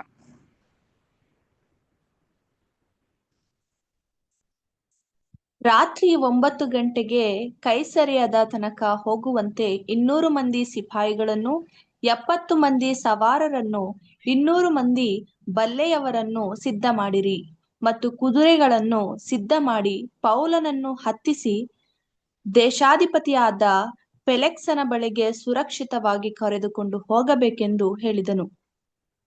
ನೋಡ್ರಿ, ದೇಶಾಧಿಪತಿಯಾದ ಫೆಲಿಕ್ಸನು, ಈತನೇ ದೇಶಾಧಿಪತಿ ಅಂತ ನೋಡ್ಬೇಕಾದ್ರೆ ಆ ಸಮಯದಲ್ಲಿ ಸೆಸಾರಿಯಾ ಪಟ್ಟಣವನ್ನ ಆಳ್ವಿಕೆ ಮಾಡ್ತಾ ಇದ್ದಿದ್ದು ಈ ಫೆಲಿಕ್ಸ್ ಅನ್ನುವ ಒಬ್ಬ ರಾಜ. ಓಕೆ, ಸೊ ಈ ವಿಷಯದಲ್ಲಿ ನೋಡ್ಬೇಕಾದ್ರೆ ಆತನ ಒಂದು ವಿಷಯದಲ್ಲಿ ಏನಾಗಿತ್ತು ಅಂತ ನೋಡ್ಬೇಕಾದ್ರೆ, ಯಾವಾಗ ಈ ಶಾಸ್ತ್ರಾಧಿಪತಿಗಳಿಗೆ ಒಂದು ಪ್ರಾಂತ್ಯವನ್ನ ಕೊಟ್ಟು ಆಳ್ವಿಕೆ ಮಾಡೋದಕ್ಕೆ ಜವಾಬ್ದಾರಿಯನ್ನ ಕೊಟ್ಟಿರ್ತಾರೋ, ಆ ರೀತಿ ಯೆರೂಸಲೇಮಲ್ಲಿ ರೋಮಾಪುರಿಯ ಆಳ್ವಿಕೆ ನಡೀತಾ ಇರುವಾಗ ಆ ಶಾಸ್ತ್ರಾಧಿಪತಿಗಳೇ ಆ ಒಂದು ಪಟ್ಟಣದಲ್ಲಿ ಶಾಂತಿಯನ್ನ ಕಾಪಾಡುವ ಒಂದು ಕೆಲಸವನ್ನ ಅಲ್ಲಿ ಕೊಟ್ಟಿರ್ತಾರೆ ದೇಶಾಧಿಪತಿಗಳು. ಆ ರೀತಿಯಲ್ಲಿ ಯಾವಾಗ ಶಾಂತಿಗೆ ಭಂಗ ಉಂಟಾಗತ್ತೋ ಅಥವಾ ಗೊಂದಲಗಳು ಪ್ರಾರಂಭವಾಗತ್ತೋ, ಆತನ ಕೈ ಮೀರಿ ಹೋಗುತ್ತೋ, ಆವಾಗ ಆತನ ಏನ್ ಮಾಡ್ಬೇಕು ಅಂತ ನೋಡ್ಬೇಕಾದ್ರೆ ದೇಶಾಧಿಪತಿಯಾಗೆ ಆತನು ವಿಷಯಗಳನ್ನ ತಲುಪಿಸಿ ಈ ಒಂದು ಪ್ರಜೆಯು ರೋಮಾಪುರಿಯ ಪ್ರಜೆಯಾಗಿರೋದ್ರಿಂದ ಈತನನ್ನ ಕಾಪಾಡುವ ಒಂದು ಜವಾಬ್ದಾರಿ ನನಗೆ ಪ್ರಾಮುಖ್ಯವಾಗಿದೆ ಅಂತ ಹೇಳುವ ಒಂದು ವಿಷಯವನ್ನ ಈ ಶಾಸ್ತ್ರಾಧಿಪತಿ ಮಾಡ್ತಾರೆ. ತುಂಬಾ ಮುಖ್ಯವಾಗಿ, ಒಂದು ವೇಳೆ ಪೌಲನು ರೋಮಾಪುರಿಯ ಒಂದು ನಿವಾಸಿ ಅಂತ ಹೇಳದೇ ಇದ್ರೆ, ಆತನು ಬರೀ ಯಹೂದ್ಯನು ಅಂದಿದ್ರೆ ಒಂದು ವೇಳೆ ಶಾಸ್ತ್ರಾಧಿಪತಿಯು ಇಷ್ಟು ಪ್ರಯತ್ನಗಳನ್ನ ಮಾಡ್ತಾ ಇದ್ದಿಲ್ಲ ಅಂತ ಕೂಡ ನಾವು ಹೇಳ್ಬೋದು. ಅದು ಮಾತ್ರವಲ್ಲ ಸಹೋದರರೇ, ಅದು ಮಾತ್ರ ವಿಚಾರವಲ್ಲ, ದೇವರ ಸಂಕಲ್ಪವು ಪೌಲನನ್ನ ಕಾಪಾಡೋದಕ್ಕೆ ಎಷ್ಟು ವಿಷಯಗಳು, ಪೌಲನು ಜ್ಞಾನವಾಗಿ ನಡ್ಕೊಳ್ಳುವಂತ ವಿಷಯಗಳು, ಪೌಲನು ಯಾವ ಸಮಯದಲ್ಲಿ ಯಾವ ವಿಷಯವನ್ನ ಮಾತಾಡಿದ್ರೆ ಅಲ್ಲಿ ಆತನು ಆ ಒಂದು ಮರಣದಿಂದ ಅವನು ದೂರ ಆಗ್ಬೋದು ಅನ್ನುವ ಒಂದು ವಿಷಯಗಳು ಇದೆಲ್ಲ ಕೂಡ ನಾವು ನೋಡುವಾಗ ಸಹೋದರರೇ, ಇಲ್ಲೂ ಕೂಡ ಅದೇ ರೀತಿಯಲ್ಲಿ ಶಾಸ್ತ್ರಾಧಿಪತಿಯು ತಗೊಂಡಂತ ನಿರ್ಧಾರಗಳು ದೇವರ ಸಂಕಲ್ಪವಾಗಿ ಕೂಡ ಇದು ಇತ್ತು ಅಂತ ನಾವು ನಂಬಬೇಕು. ಯಾಕೆಂತ ನೋಡ್ಬೇಕಾದ್ರೆ ಈ ಒಂದು ಸಾಮಾನ್ಯ ಪ್ರಜೆ ರೋಮಾಪುರಿಯ ನಿವಾಸಿ ಅಂತ ಹೇಳಿದಾಗ ಆ ರೋಮಾಪುರಿಯ ಒಂದು ನಾಯಕರುಗಳಿಗೆ ಒಂದೊಂದು ಪ್ರಜೆ ಕೂಡ ಆತನಿಗೆ ಎಲ್ಲಾ ರೀತಿಯ ಒಂದು ಪೋಷಣೆ, ಎಲ್ಲಾ ರೀತಿಯ ಒಂದು ಆತನನ್ನ ಕಾಪಾಡುವ ಒಂದು ಪರಿಸ್ಥಿತಿ, ಒಂದು ಗಂಭೀರತೆ ಕೂಡ ಅಲ್ಲಿ ಇತ್ತು ಅಂತ ನಾವು ನೋಡ್ತೀವಿ. ಸೊ ಇಷ್ಟು ಮಂದಿ ಜನರ ಒಂದು ಸೈನಿಕರ ಮಧ್ಯದಲ್ಲಿ ಪೌಲನನ್ನ ಹತ್ತಿಸಿ ಕುದುರೆ ಮೇಲೆ ಕೂರಿಸಿ ಆ ಸೆಸಾರಿಯಾ ಪಟ್ಟಣದಲ್ಲಿರುವಂತ ಫೆಲಿಕ್ಸ್ ಅನ್ನುವ ಒಂದು ದೇಶಾಧಿಪತಿ ಹತ್ರ ಕರ್ಕೊಂಡು ಹೋಗಿ ಈತನು ನಿಲ್ಲಿಸುವಂತ ಕೆಲಸವನ್ನ ಮಾಡ್ತಾನೆ. ಇದು ಯಾವಾಗ ಅಂದ್ರೆ ರಾತ್ರಿನೇ, ಅದೇ 3rd hour ಅಂತ ಬರ್ತದೆ ಇಂಗ್ಲಿಷಲ್ಲಿ, 9 ಗಂಟೆ ರಾತ್ರಿಯಲ್ಲಿ ಎಲ್ರೂ ನಾಳೆ ಬೆಳಗ್ಗೆ ಸಂಚನ್ನ ರೂಪಿಸುವಾಗ ಈತನು ರಾತ್ರಿನೇ ಪೌಲನನ್ನ ಸೆಸಾರಿಯಾ ಪಟ್ಟಣಕ್ಕೆ ಕಳಿಸುವಂತ ಕೆಲಸವನ್ನ ಮಾಡೋದನ್ನ ನಾವು ನೋಡ್ತೀವಿ ಸಹೋದರರೇ. ಸೊ ಇಲ್ಲಿ ನಾವು ನೋಡುವಾಗ ಈ ಒಂದು ವಿಷಯಗಳನ್ನ ಬೆಳಗಿನ ಜಾವ ಕತ್ತಲು ಅದು ಉದಯ ಆಗೋಕ್ಕೆ ಮುಂಚೆನೆ ಪೌಲನನ್ನ ಶಾಸ್ತ್ರಾಧಿಪತಿಯು ಸೆಸಾರಿಯಾ ಪಟ್ಟಣಕ್ಕೆ ಹೋಗುವಂತ ಒಂದು ಪಯಣವನ್ನ ಅವರು ಮಾಡುವಂತ ವಿಷಯಗಳನ್ನ ನಾವು ನೋಡ್ಬೋದು ಸಹೋದರರೇ. ಬೆಳಗ್ಗೆ ಈ ವಿಷಯಗಳನ್ನ ನೋಡುವಾಗ ಈ ಒಂದು ಕಾರ್ಯಕ್ರಮವನ್ನ ಶಾಸ್ತ್ರಾಧಿಪತಿ ಮಾಡುವಾಗ ಶಾಸ್ತ್ರಾಧಿಪತಿಯು ಫೆಲಿಕ್ಸನಿಗೆ ಒಂದು ಪತ್ರವನ್ನ ಬರೀತಾರೆ. ದೇಶಾಧಿಪತಿಗೆ ಪೌಲನ ಬಗ್ಗೆ ಒಂದು ಪತ್ರವನ್ನ ಬರೀತಾರೆ. ಇಲ್ಲಿ ನಡೀತಾ ಇರುವಂತ ಗೊಂದಲದ ಬಗ್ಗೆ ಒಂದು ಪತ್ರವನ್ನ ಬರೆದು ಈ ಶಾಸ್ತ್ರಾಧಿಪತಿ ಅದು ಆ ಒಂದು ಸೈನಿಕರ ಹತ್ರ ಇದನ್ನ ಕೊಟ್ಟು ಕಳಿಸುವಂತ ಒಂದು ವಿಷಯವನ್ನ ನಾವು ನೋಡ್ತೀವಿ ಸಹೋದರರೇ. ಸೊ ಇಲ್ಲಿ ನಮಗೆ ಇಷ್ಟು ಹೊತ್ತು ನಾವು ಯೆರೂಸಲೇಮಲ್ಲಿ ಯಾವ ರೀತಿ ಗೊಂದಲವ ಪ್ರಾರಂಭವಾಯಿತು ಅಂತ ಗೊತ್ತಾಗತ್ತೆ. ಆ ಗೊಂದಲಗಳು ಪ್ರಾರಂಭವಾದಾಗ ಯಾವ ರೀತಿ ಆ ಶಾಸ್ತ್ರಾಧಿಪತಿ ಬಂದು ಪೌಲನನ್ನ ಕಾಪಾಡ್ತಾರೆ ಅಂತ ಗೊತ್ತಾಗತ್ತೆ. ಅಷ್ಟು ತನಕ ನಮಗೆ ಆ ಶಾಸ್ತ್ರಾಧಿಪತಿಯ ಒಂದು ಹೆಸರು ಗೊತ್ತಿರಲಿಲ್ಲ ಅಲ್ವಾ. ಆದ್ರೆ ಇಲ್ಲಿ ಆ ಶಾಸ್ತ್ರಾಧಿಪತಿ ಬರೆಯುವಂತ ಪತ್ರಕ್ಕೆ ಅವರು ಆ ಹೆಸರನ್ನ ಅಲ್ಲಿ ಹೇಳ್ತಾರೆ. ಅದನ್ನ ನಾವು ನೋಡೋಣ. 23ನೇ ಅಧ್ಯಾಯ 25 ಮತ್ತೆ 25 ಮತ್ತೆ 25ರಿಂದ ನಾವು ವಚನಗಳನ್ನ ಓದೋಣ ಸಿಸ್ಟರ್. 25 ಇದಲ್ಲದೆ ಈ ಕೆಳಗಣ ಅಭಿಪ್ರಾಯದ ಒಂದು ಕಾಗದವನ್ನು ಬರೆದನು. ಏನೆಂದರೆ, ರಾಜಶ್ರೀ ದೇಶಾಧಿಪತಿಯಾದ ಫೆಲಿಕ್ಸನಿಗೆ ಕ್ಲೌದ್ಯ ಲೂಸನು ಮಾಡುವ ವಂದನೆ. ಓಕೆ ರೀ ನೋಡ್ರಿ, ಇಲ್ಲಿ ಆತನ ಹೆಸರನ್ನ ಇಲ್ಲಿ ಬರೆಸ್ತಾರೆ. ಇಷ್ಟು ಹೊತ್ತು ನಾವು ಆ ಶಾಸ್ತ್ರಾಧಿಪತಿಯನ್ನ ನೋಡ್ತಾ ಇದ್ವಿ, ಆತನು ಮಾಡಿರುವಂತ ಕೆಲಸಗಳನ್ನ ನೋಡ್ತೀವಿ, ಯಾವ ರೀತಿ ಪೌಲನನ್ನ ಕಾಪಾಡಿದ್ರು ಅಂತ ನೋಡ್ತೀವಿ. ಅದೆಲ್ಲ ಆದಾಗ ಇಲ್ಲಿ ಆ ಶಾಸ್ತ್ರಾಧಿಪತಿಯ ಹೆಸರನ್ನ ಅಲ್ಲಿ ಬರೆಯೋದನ್ನ ನಾವು ನೋಡ್ತೀವಿ. ಈ ಒಂದು ಪತ್ರದ ಮೂಲಕ ಏನಂತ ಹೇಳ್ತಾರೆ ಅಂತ ನಾವು ಓದೋಣ. ಮುಂದೆ 27 ಓದಿವಿ. 27 ಯೆಹೂದ್ಯರು ಈ ಮನುಷ್ಯನನ್ನು ಹಿಡಿದು ಓದಿ ಯಾರೋ ಒಬ್ರು ಈ ಮನುಷ್ಯನು ಹಿಡಿದು ಕೊಲ್ಲಬೇಕೆಂದಿದ್ದಾಗ ನಾನು ಸಿಪಾಯಿಗಳೊಂದಿಗೆ ಹೋಗಿ ಅವನನ್ನು ರೋಮಾಪುರದ ಹಕ್ಕುದಾರನೆಂದು ತಿಳಿದು ಅವನನ್ನು ತಪ್ಪಿಸಿದನು. ಇದಲ್ಲದೆ ಅವನ ಮೇಲೆ ತಪ್ಪು ಹೊರಿಸಿದ ಕಾರಣವೇನು ತಿಳಿಯಲು ಅಪೇಕ್ಷಿಸಿ ಸಾಕ ಬ್ರದರ್. 27 ಅಷ್ಟೇನಾ? ಓದಿ ಕಂಟಿನ್ಯೂ ಮಾಡಿ, 30 ತನಕ ಓದಿ. ಇದಲ್ಲದೆ ಅವನ ಮೇಲೆ ತಪ್ಪು ಹೊರಿಸಿದ ಕಾರಣವನ್ನು ತಿಳಿಸಲು ಅಪೇಕ್ಷಿಸಿ ಅವನನ್ನು ಅವರ ಹಿರಿಯ ಸಭೆಗೆ ಕರೆದುಕೊಂಡು ಹೋದನು. ಅಲ್ಲಿ ಅವರು ತಮ್ಮ ಧರ್ಮಶಾಸ್ತ್ರ ವಿಷಯಗಳನ್ನೇ ಹಿಡಿದು ಅವನ ಮೇಲೆ ತಪ್ಪು ಹೊರಿಸಿದರೆ ಹೊರತು ಮರಣದಂಡನೆ ಆಗಲಿ ಬೇಡಿಯಾಗಲಿ ಆಧಾರವಾದ ಯಾವ ಅಪರಾಧವನ್ನು ಹೊರಿಸಲಿಲ್ಲವೆಂದು ನನಗೆ ಕಂಡುಬಂತು. ಈ ಮನುಷ್ಯನಿಗೆ ವಿರುದ್ಧವಾಗಿ ಒಳಸಂಚು ಹುಟ್ಟಿತೆಂದು ನನಗೆ ತಿಳಿದು ಬಂದದ್ದರಿಂದ ಕೂಡಲೇ ನಾನು ಅವನನ್ನು ನಿನ್ನ ಬಳಿಗೆ ಕಳುಹಿಸಿ ತಪ್ಪು ಹೊರಿಸುವವರಿಗೆ ನಿನ್ನ ಮುಂದೆಯೂ ಅವನಿಗೆ ವಿರುದ್ಧವಾಗಿ ಮಾತಾಡುವ ಹಾಗೆ ಅಪ್ಪಣೆ ಕೊಟ್ಟನು ಎಂಬದ್ದೇ. 30 ಜನ ಆಯ್ತು. ಓಕೆ, 30 ಆಯ್ತಲ್ಲ ಸಿಸ್ಟರ್? 30 ಮುಗೀತು ಬ್ರದರ್. Okay okay. ಸೊ ಇಲ್ಲಿ ನಾವು ಏನ್ ನೋಡ್ತೀವಿ ಅಂದ್ರೆ ಸಹೋದರರೇ, ಆ ಒಂದು ಶಾಷ್ಟಾಧಿಪತಿಯ ಹೆಸರು ಕ್ಲಾಡಸ್ ಅನ್ನುವ ಒಂದು ಹೆಸರಿರುವಂತ ಶಾಷ್ಟಾಧಿಪತಿಯು ಫೆಲಿಕ್ಸ್ಗೆ ಈ ಒಂದು ಏನ್ರಿ ದೇಶಾಧಿಪತಿಯಾಗಿರುವಂತ ಫೆಲಿಕ್ಸ್ಗೆ ಒಂದು ಪತ್ರವನ್ನ ಬರೀತಾರೆ.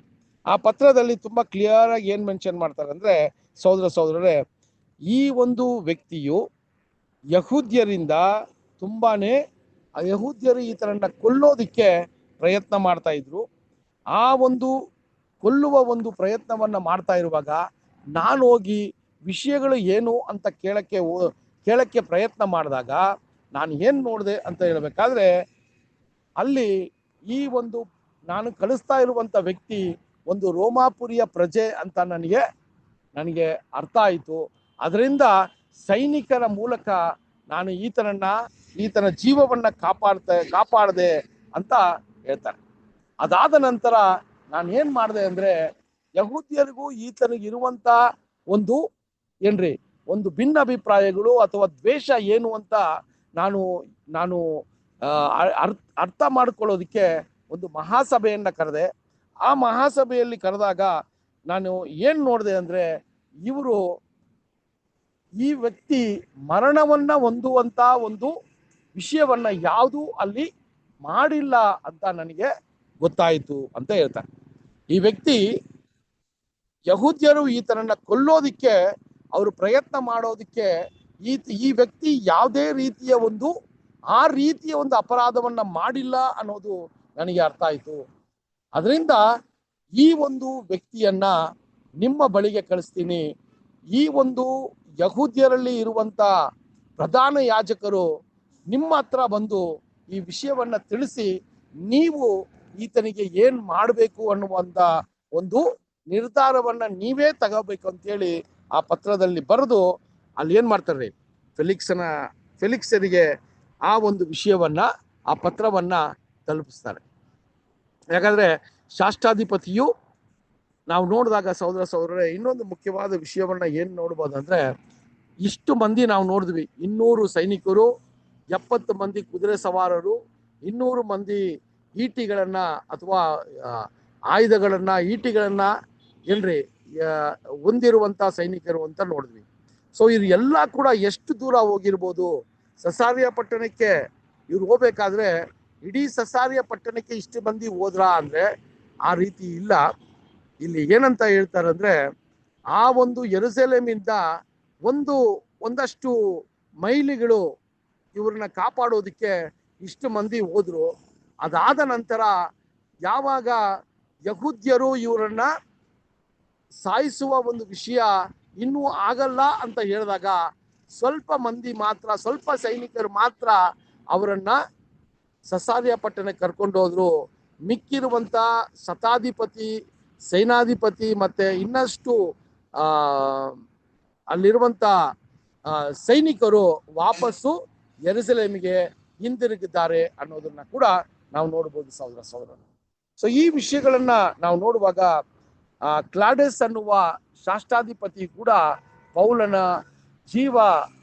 ಜೀವವನ್ನ ಕಾಪಾಡೋದಿಕ್ಕೆ ಅಲ್ಲಿ ದೇವರು ಆ ಸಂಕಲ್ಪವನ್ನ ಮಾಡಿದ್ರು.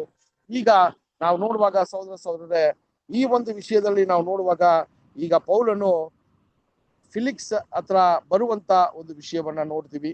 ಸೊ ಅದರಲ್ಲಿ ಎಲ್ಲಾ ಕಾರ್ಯಗಳನ್ನು ನೋಡುವಾಗ ಈ ಒಂದು ವಿಷಯವನ್ನ ನೋಡುವಾಗ 23ನೇ ಅಧ್ಯಾಯ 30 ಮತ್ತೆ 31 ವಚನಗಳನ್ನ ಕೂಡ ನೋಡೋಣ. 23ನೇ ಅಧ್ಯಾಯ 30 ಮತ್ತೆ 31 ವಚನಗಳು.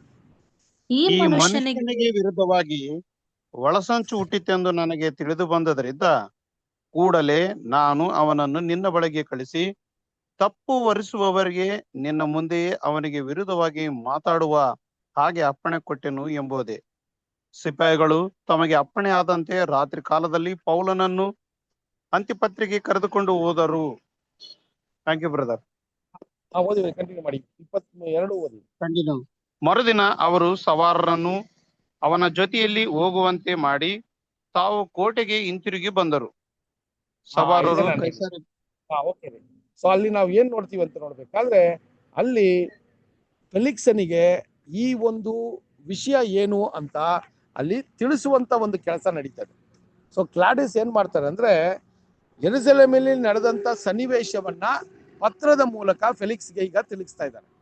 ಸೊ ಈಗ ದೇಶಾಧಿಪತಿಯಾದ ಫೆಲಿಕ್ಸನು ನಿರ್ಧಾರ ತಗೋಬೇಕು, ಯಾರು ಸರಿಯಾದ ಅಥವಾ ಯಾರು ತಪ್ಪು ಯಾರು ಸರಿ, ಅಥವಾ ಪೌಲನು ನಿಜವಾಗ್ಲೂ ಕೊಲ್ಲುವಂತ ಒಂದು ವಿಷಯವನ್ನ ಏನಾದ್ರೂ ಯಹೂದ್ಯ ವಿರೋಧವಾಗಿ ಮಾಡಿದಾರಾ ಅಂತ ನಿರ್ಧಾರ ತಗೊಳ್ಳುವಂತ ಒಂದು ವಿಷಯವನ್ನ ಅಲ್ಲಿ ಮಾಡೋದನ್ನ ನಾವು ನೋಡ್ತೀವಿ ಸಹೋದರ ಸಹೋದರರೇ. ಸೊ ಆವಾಗ ನಾವು ನೋಡ್ತೀವಿ ಅಲ್ಲಿ ನಾವು ನೋಡಿದಾಗ ಅಲ್ಲಿ ಒಂದಷ್ಟು ಸೈನಿಕರು ಪೌಲನನ್ನ ಕರೆದೊಯ್ಯೋದಕ್ಕೆ ಸೆಸಾರಿಯಾ ಪಟ್ಟಣಕ್ಕೆ ಹೋಗ್ತಾರೆ. ಅಲ್ಲಿ ನಾವು 32ನೇ ವಚನದಲ್ಲಿ ನೋಡ್ಬೇಕಾ, ಒಂದಷ್ಟು ಕುದುರೆ ಸವಾರರು ಮತ್ತೆ ಅವರು ಯೆರೂಸಲೇಮಿಗೆ ಕೋಟೆಗೆ ಹಿಂತಿರುಗಿ ಬರುವಂತ ಒಂದು ಸನ್ನಿವೇಶವನ್ನ ನಾವು ನೋಡ್ತೀವಿ ಸಹೋದರ ಸಹೋದರರೇ. ಸೊ ಆ ರೀತಿ ಇರುವಾಗ ನಾವು 33ರಿಂದ 35 ವಚನಗಳು ಕೂಡ ಓದೋಣ. 33ರಿಂದ 35 ವಚನಗಳು. ಸವಾರರು ಕೈಸರಿಯಕ್ಕೆ ಸೇರಿ ದೇಶಾಧಿಪತಿಗೆ ಕಾಗದವನ್ನು ಒಪ್ಪಿಸಿ ಪೌಲನನ್ನು ಅವರ ಮುಂದೆ ನಿಲ್ಲಿಸಿದರು. ದೇಶಾಧಿಪತಿಯು ಆ ಕಾಗದವನ್ನು ಓದಿ, ಪೌಲನು ಯಾವ ಸೀಮೆಯವನು ಎಂದು ಕೇಳಿ, ಅವನು ಕಿಲ್ಯಾಕಿನದವನೆಂದು ತಿಳಿದು, ನಿನ್ನ ಮೇಲೆ ತಪ್ಪು ಹೊರಿಸುವವರು ಬಂದ ನಂತರ ನಿನ್ನ ಕಾರ್ಯವನ್ನು ಪೂರ್ಣವಾಗಿ ವಿಚಾರಿಸುತ್ತೇನೆ ಎಂದು ಹೇಳಿ ಅವನನ್ನು ಹೆರೋದನ ಅರಮನೆಯಲ್ಲಿ ಇಟ್ಟು ಕಾಯಬೇಕೆಂಬುದಾಗಿ ಅಪ್ಪಣೆ ಮಾಡಿದನು. ಓಕೆ ಸಹೋದರ ಸಹೋದರರೇ, ಈಗ ನಾವು ನೋಡ್ತೀವಿ ರಾತ್ರಿನೇ ಬೆಳಗಿನ ಜಾವ ಆಗುವಷ್ಟರಲ್ಲೇ ಪೌಲನನ್ನ ಯೆರೂಸಲೇಮಿಂದ ಕೆಸಾರಿಯಾ ಪಟ್ಟಣಕ್ಕೆ ಕರೆ ತಂದಿರುವಂತ ಒಂದು ವಿಷಯವನ್ನ ನೋಡ್ತೀವಿ. ಅಲ್ಲಿ ಆತನ ಜೊತೆ ಬಂದಂತ ಸೈನಿಕರು ಮತ್ತೆ ಕುದುರೆ ಸವಾರರು ಒಂದಷ್ಟು ಜನ ಆ ಪತ್ರವನ್ನ, ಕ್ಲಾಡಿಸ್ ಬರೆದಂತ ಪತ್ರವನ್ನ ಈಗ ದೇಶಾಧಿಪತಿಯಾಗಿರುವಂತ ಫೆಲಿಕ್ಸ್ಗೆ ಅದನ್ನ ತಲುಪಿಸ್ತಾರೆ. ಸೊ ಅದು ತಲುಪಿಸಿದ ತಕ್ಷಣ ನಾವೇನ್ ನೋಡ್ತೀವಿ ಅಂದ್ರೆ ಆ ಒಂದು ಪತ್ರವನ್ನ ಓದಿದ ನಂತರ ಫಸ್ಟು ಆತನು ಕೇಳುವಂತ ಪ್ರಶ್ನೆ ಏನಂದ್ರೆ, ಈತನು ಯಾವ ಪ್ರಾಂತ್ಯಕ್ಕೆ ಸೇರಿದವನು ಅಂತ ಕೇಳ್ತಾನೆ. ಸೊ ಆವಾಗ ಅಲ್ಲಿ ಸೆಸಿಲಿಯಾ ಅನ್ನುವ ಒಂದು ಪ್ರಾಂತ್ಯ ಅಂತ ಹೇಳಿದಾಗ ಆ ದೇಶಾಧಿಪತಿಯ ಒಂದು ಅಡಿಯಲ್ಲಿ ಬರುವಂತ ಒಂದು ಪಟ್ಟಣವೇ ಈ ಸೆಸಾಲಿಯಾ ಪಟ್ಟಣ. ಸೊ ಅದರಿಂದ ಈ ಒಂದು ವಿಷಯವನ್ನ ನಾನೇ ತಗೋಬೇಕು ಅಂತ ಆತನೇನ್ ಮಾಡಿದ್ರೆ ನಿರ್ಧಾರ ಮಾಡ್ತಾರೆ. ಆ ಒಂದು ವಿಷಯಗಳನ್ನ ನೋಡ್ಬೇಕಾದ್ರೆ ರೋಮಾಪುರಿಯ ಅರಸರು ಆಳ್ವಿಕೆ ಮಾಡುವಾಗ ಈ ರೀತಿ ಶಾಸ್ತ್ರಾಧಿಪತಿಗಳು ಮತ್ತೆ ದೇಶಾಧಿಪತಿಗಳು ಅವರ ಅಡಿಯಲ್ಲಿ ಅನೇಕ ಜನರಿದ್ರು. ಆ ರೀತಿಯಲ್ಲಿ ಈ ದೇಶಾಧಿಪತಿಗಳು ಕೂಡ ಅತಿ ಹೆಚ್ಚಾಗಿ ಇದ್ದಿರೋದ್ರಿಂದ ಅವ್ರವ್ರಿಗೆ ಒಂದೊಂದು ಪ್ರಾಂತ್ಯಗಳನ್ನ ಕೊಟ್ಟಿದ್ರು ನೋಡ್ಕೊಳಕ್ಕೆ. ಆ ರೀತಿ ಇವರು ಕೂಡ ಯಾವ ಪ್ರಾಂತ್ಯವನ್ನು ಅಂತ ಕೇಳಿದಾಗ ಆ ಪ್ರಾಂತ್ಯವು ಈತನ ಅಡಿಯಲ್ಲಿ ಬರ್ತದ ಅನ್ನುವ ಒಂದು ಪ್ರಶ್ನೆ ಈತನಿಗಿದ್ದಿರೋದ್ರಿಂದ ಆ ವಿಷಯವನ್ನ ಕೇಳಿದ್ರು. ಆದರೆ ಯಾವಾಗ ಆ ಪ್ರಾಂತ್ಯವು ಈತನ ಅಡಿಯಲ್ಲಿ ಬರ್ತದೆ ಅಂತ ಗೊತ್ತಾದಾಗ ಅವನು ಒಂದು ವಿಷಯವನ್ನ ಹೇಳ್ತಾರೆ, ಈಗ ನೀನು ತಪ್ಪು ಮಾಡಿದೀಯಾ ಅಂತ ನಿನ್ನ ಮೇಲೆ ತಪ್ಪು ಹೊರಿಸಿರುವಂತ ಜನ ಈಗ ಏನಾಗಬೇಕು, ಈ ಸೆಸಾರಿಯಾ ಪಟ್ಟಣಕ್ಕೆ ಬರಬೇಕು ಯೆರೂಸಲೇಮಿಂದ. ಅದು ಯಾರಂದ್ರೆ ಪ್ರಧಾನ ಯಾಜಕರು, ಅಲ್ಲಿರುವಂತ ನಾಯಕರು ಬಂದು ಈ ಒಂದು ಪಟ್ಟಣಕ್ಕೆ ನನ್ನ ಹತ್ರ ಬಂದು ಅವ್ರು ಬಂದಾಗ ನಿನ್ನ ಒಂದು ವಿಚಾರವನ್ನ ನಾನು ಕೇಳಿ ನಾನು ಏನ್ ಮಾಡಬೇಕು ಅನ್ನೋದನ್ನ ನಿರ್ಧಾರ ಮಾಡ್ತೀನಿ ಅಂತ ಪೌಲನಿಗೆ ಅಲ್ಲಿ ಹೇಳುವಂತ ವಿಷಯವನ್ನ ನಾವು ನೋಡ್ತೀವಿ ಸಹೋದರ ಸಹೋದರರೇ. ಸೊ ಆ ರೀತಿ ಇದ್ದಾಗ ಪೌಲನನ್ನ ಇಷ್ಟು ವಿಷಯವನ್ನ ಹೇಳಿ ಪೌಲನಿಗೆ ಹೇಳ್ತಾರೆ, ಹೇರೋದಿನ ಅರಮನೆಯಲ್ಲಿ ಒಂದು ಕೊಠಡಿಯನ್ನ ಕೊಟ್ಟು ನೀನು ಅವರು ಬರೋ ತನಕ ನೀನು ಇಲ್ಲೇ ಇರು ಅಂತ ಹೇಳಿ ಅವನಿಗೆ ಒಂದು ಆ ಸೈನಿಕರಿಗೆ ಒಂದು ಆಜ್ಞೆಯನ್ನ ಕೊಟ್ಟು ಪೌಲನನ್ನ ಅಲ್ಲಿ ಇರಿಸುವಂತ ಸನ್ನಿವೇಶವನ್ನ ನಾವು ನೋಡ್ತೀವಿ ಸಹೋದರ ಸಹೋದರ. ಓಕೆನಾ? ಸೊ ಇಷ್ಟು ವಿಷಯಗಳು ನಡೀತದೆ. ಈಗ ಪೌಲನು ಯಾರಿಗೆ ಕಾಯ್ಬೇಕು ಅಂದ್ರೆ ಪ್ರಧಾನ ಯಾಜಕರು ಬಂದು ಈ ಒಂದು ಮಹಾಸಭೆಯಲ್ಲಿ ಅಥವಾ ಫೆಲಿಕ್ಸನ ಮುಂದೆ ಅವರ ದೂರನ್ನ ಸಲ್ಲಿಸಬೇಕು. ಅವರು ಈತನನ್ನ ಕೊಲ್ಲೋದಿಕ್ಕೆ ಕಾರಣವೇನು ಅಂತ ಹೇಳಬೇಕು. ಒಂದು ವೇಳೆ ಪೌಲನು ಆ ರೀತಿ ಮರಣ ಹೊಂದುವಂತ ತಪ್ಪನ್ನ ಮಾಡಿದ್ರೆ ಫೆಲಿಕ್ಸನು ಮರಣ ಶಿಕ್ಷೆಯನ್ನ ಕೊಡುವ ಒಂದು ಸನ್ನಿವೇಶ ಕೂಡ ಇದ್ದಿರ್ಬೋದು. ಒಂದೇ ಒಂದು ಅಡ್ವಾಂಟೇಜ್ ಏನಂದ್ರೆ ಪೌಲನು ರೋಮಾಪುರಿಯ ನಿವಾಸಿ ಅನ್ನೋದ್ರಿಂದ ಅಲ್ಲಿ ಅನೇಕ ವಿಷಯಗಳು ಬೇರೆ ಪೌಲನಿಗೆ ಸಾಧಕವಾಗಿ ಆಗಬಹುದು ಅನ್ನೋದು ಕೂಡ ನಾವು ನೋಡ್ಬೋದು ಸಹೋದರರೇ. ಅದಾದ ನಂತರ ನಾವು ನೋಡ್ತೀವಿ ಪ್ರಧಾನ ಯಾಜಕರು 5 ದಿನ ಆದ ನಂತರ ಸೆಸಾರಿಯ ಪಟ್ಟಣಕ್ಕೆ ಬರ್ತಾರೆ. ಓಕೆನಾ? ಸೊ ಈ ವಿಷಯಗಳನ್ನ ನಾವು ನೋಡ್ತೀವಿ ಸಹೋದರರೇ. ಸೆಸಾರಿಯ ಪಟ್ಟಣಕ್ಕೆ ಬಂದು 5 ದಿವಸಗಳಾದ ನಂತರ ಬರ್ತಾರೆ. ಅವ್ರು ಬರುವಾಗ ಪ್ರಧಾನ ಯಾಜಕರು ಎಷ್ಟು ಪ್ರಿಪೇರ್ಡ್ ಆಗಿ ಎಷ್ಟು ತಯಾರಿಯಾಗಿ ಬರ್ತಾರೆ ಅಂದ್ರೆ ಅವರ ಸಂಗಡ ಒಂದು ಒಳ್ಳೆ ಮಾತುಗಾರನನ್ನ ಕರ್ಕೊಬರ್ತಾರೆ. ಯಾಕಂದ್ರೆ ಈಗ ಫೆಲಿಕ್ಸ್ ಅನ್ನ ಮೆಚ್ಚಬೇಕೀಗ. ಆ ದೇಶಾಧಿಪತಿಯನ್ನ ಮೆಚ್ಚಿಸಿ ಆತನನ್ನ ಕನ್ವಿನ್ಸ್ ಮಾಡಿ ಈಗ ಪೌಲನನ್ನ ಕೊಲ್ಲಬೇಕು. ಇದೇ ಇವರ ಒಂದು ಉದ್ದೇಶ. ಆ ಉದ್ದೇಶದಿಂದ 5 ದಿವಸ ಇವರು ತಯಾರಿಗಳನ್ನ ಮಾಡಿ ಈ ಒಳ್ಳೆ ಒಂದು ಮಾತನಾಡುವ ಒಂದು ವ್ಯಕ್ತಿಯನ್ನ ಇವ್ರ ಜೊತೆ ಕರ್ಕೊಂಡ್ಬರುವಂತನ್ನ ನಾವು ನೋಡ್ತೀವಿ. ಇದು ಎಲ್ಲಂತ ನೋಡಿದ್ವಿ ಅಂದ್ರೆ 24ನೇ ಅಧ್ಯಾಯ 1 ಮತ್ತು 2 ವಚನಗಳನ್ನ ಓದೋಣ. 24ನೇ ಅಧ್ಯಾಯ 1 ಮತ್ತು 2 ವಚನಗಳು. 5 ದಿವಸಗಳಾದ ಮೇಲೆ ಮಹಾಯಾಜಕನಾದ ಅನನೀಯನು ಸಭೆಯ ಹಿರಿಯರಲ್ಲಿ ಕೆಲವರನ್ನು ಓದಿ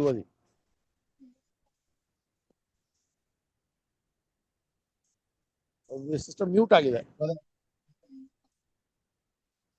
ಬ್ರದರ್, ಓದಿ 5 ದಿವಸಗಳಾದ ಮೇಲೆ ಮಹಾಯಾಜಕನಾದ ಅನನೀಯನ ಸಭೆ ಹಿರಿಯರಲ್ಲಿ ಕೆಲವರನ್ನು ತೆರ್ತೂರಲೆಂಬ ಒಬ್ಬ ವಕೀಲನನ್ನು ಕರೆದುಕೊಂಡು ಬಂದು ಪೌಲನ ಮೇಲೆ ದೇಶಾಧಿಪತಿಗೆ ಫಿರ್ಯಾದಿ ಹೇಳಿದನು. ಪೌಲನನ್ನು ಕರೆಯಿಸಿದ ನಂತರ ತೆರ್ತುಲನು ಅವನ ಮೇಲೆ ತಪ್ಪು ಹೊರಿಸುವುದಕ್ಕೆ ಪ್ರಾರಂಭಿಸಿ ಹೀಗೆಂದನು: ಶ್ರೀಮತ್ ಮಹಾ ಫೆಲಿಕ್ಸನೇ, ನಿನ್ನ ಮೂಲಕವಾಗಿ ನಮಗೆ ಬಹು ಸಮಾಧಾನ ಉಂಟಾದದರಿಂದಲೂ ನಿನ್ನ ಪರಂಪರೆಯಿಂದ ಈ ದೇಶದ ಜನರಿಗೆ ಎಲ್ಲಾ ವಿಧದಲ್ಲಿಯೂ ಎಲ್ಲಾ ಸ್ಥಳದಲ್ಲಿಯೂ ಸುಧಾರಣೆಗಳು ಆಗುವುದರಿಂದಲೂ ನಾವು ಈ ಉಪಕಾರಗಳನ್ನು ಕೃತಜ್ಞತೆಯಿಂದ ಒಪ್ಪಿಕೊಳ್ಳುತ್ತೇವೆ.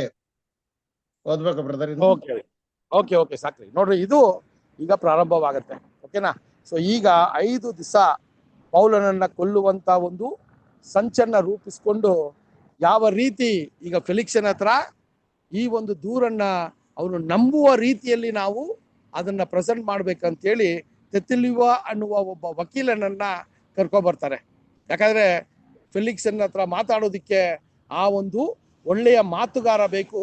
ಆತನನ್ನ ಕನ್ವಿನ್ಸ್ ಮಾಡುವ ರೀತಿಯಲ್ಲಿ ಮಾತಾಡ್ಬೇಕು. ಸೊ ಆ ರೀತಿಯಲ್ಲಿ ರೆಡಿಯಾಗಿ ಅಲ್ಲಿ ಬಂದಾಗ ಸಹೋದರರೇ, ಆ ಮಹಾಸಭೆಯಲ್ಲಿ ನಡೆಯುವಂತ ಒಂದು ವಿಷಯವನ್ನ ನಾವು ನೋಡ್ತೀವಿ. ಸೊ ಈ ಒಂದು ವಿಷಯವನ್ನ ದೇವರ ಚಿತ್ತ ಇದ್ರೆ ಆ ಮಹಾಸಭೆಯಲ್ಲಿ ನಡೆಯುವಂತ ಕಾರ್ಯಗಳನ್ನ ದೇವರ ಚಿತ್ತ ಇದ್ರೆ ಬರುವಂತ ಒಂದು ವಾರದಲ್ಲಿ ಕೂಡ ನಾವು ಇದನ್ನ ಕಂಟಿನ್ಯೂ ಮಾಡೋಣ. ಯಾಕಂದ್ರೆ ನಮ್ಗೆಲ್ರಿಗೂ ಗೊತ್ತಿರೋದ್ರಿಂದ ಈ ಫೆಲಿಕ್ಸನ ಹತ್ರ ಸೌಲನು ಕೊಡಂತ ಸಾಕ್ಷಿಯು ಎಂತ ಒಂದು ಅದ್ಭುತವಾದ ಸಾಕ್ಷಿ ಅಂದ್ರೆ, ಫೆಲಿಕ್ಸನು ಕಡೆಗೆ ಹೇಳ್ತಾರೆ, ಸ್ವಲ್ಪ ಬಿಟ್ರೆ ನನ್ನನ್ನು ಕೂಡ ನೀನು ಕ್ರೈಸ್ತನಾಗಿ ಮಾರ್ಪಡೆ ಮಾಡ್ಬಿಡ್ತೀಯಾ ಅನ್ನುವಂಥ ಭಯ ನನಗೆ ಬಂದ್ಬಿಟ್ಟಿದೆ ಅಂತಾರೆ. ಸೊ ಈ ಒಂದು ವಿಷಯಗಳನ್ನೇ ಬರುವಂತ ವಾರದಲ್ಲಿ ಯಾವ ರೀತಿ ಈ ಮಹಾಯಾಜಕರು ಬಂದು ದೂರು ಹೇಳುವಂತ ವಿಷಯ, ಆ ಒಂದು ತೆತ್ತಲಿಯನು ಅನ್ನುವ ವಕೀಲನು ಮಾತನಾಡುವಂತ ವಿಷಯ, ಫೆಲಿಕ್ಸನಿಗೆ ಯಾವ ರೀತಿ ಅವರು ಫೆಲಿಕ್ಸನನ್ನ ಸಂತೋಷ ಪಡಿಸೋದಕ್ಕೆ ಯಾವ ರೀತಿ ಅವರು ಪ್ರೆಸೆಂಟ್ ಮಾಡಿದ್ರು, ಇದೆಲ್ಲ ಕೂಡ ನಾವು ನೋಡ್ತೀವಿ ಸಹೋದರರೇ. ಸೊ 24ನೇ ಅಧ್ಯಾಯ 1ನೇ ವಚನದಿಂದ ನಾವು ಬರುವಂತ ವಾರದಲ್ಲಿ ಈ ವಿಷಯಗಳನ್ನ ನಿಧಾನಕ್ಕೆ ನಾವು ಮೆಲುಕಾಕೋಣ. ಸೊ ಈ ದಿನ ನಾವು ನೋಡಿದಂತ ವಿಚಾರಗಳು ಅಪೋಸ್ಟಲರ ಕ್ರಿಯೆಗಳು 23ನೇ ಅಧ್ಯಾಯ 11ನೇ ವಚನದಿಂದ ನಾವು 23ನೇ ಅಧ್ಯಾಯ 35ನೇ ವಚನ ತನಕ ನಾವು ಒಂದು ಸನ್ನಿವೇಶವನ್ನ ನೋಡಿದ್ವಿ. ಆಗಿದಂತ ಘಟನೆಯನ್ನ ನೋಡಿದ್ವಿ. ಅದರ ಒಂದು ಗಂಭೀರತೆಯನ್ನ ನೋಡಿದ್ವಿ. ಅದರಲ್ಲಿ ಸಾವು ಬದುಕು ಅನ್ನುವ ಒಂದು ನಿರ್ಧಾರವನ್ನ ತಗೊಳ್ಳುವಂತ ಪೌಲನನ್ನ ನೋಡಿದ್ವಿ.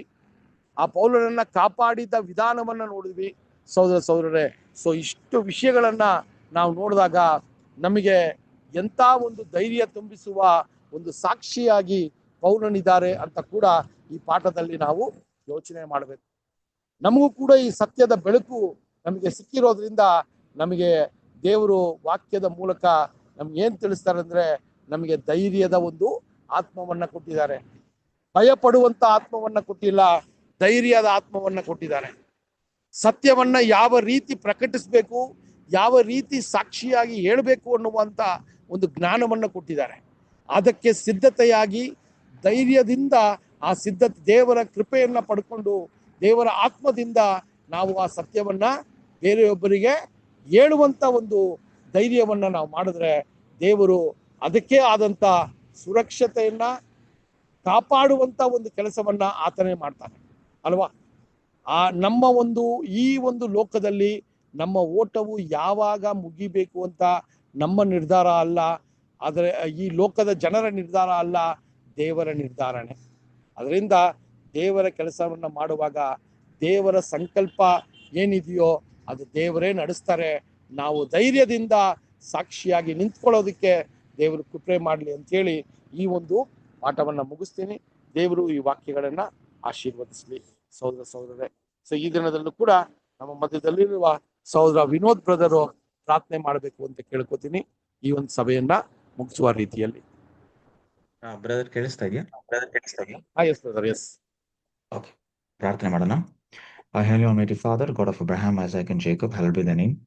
Dear Father, we thank thee for bringing us together as one family under one roof, on one faith and salvation. Dear Father, each day they have been graceful.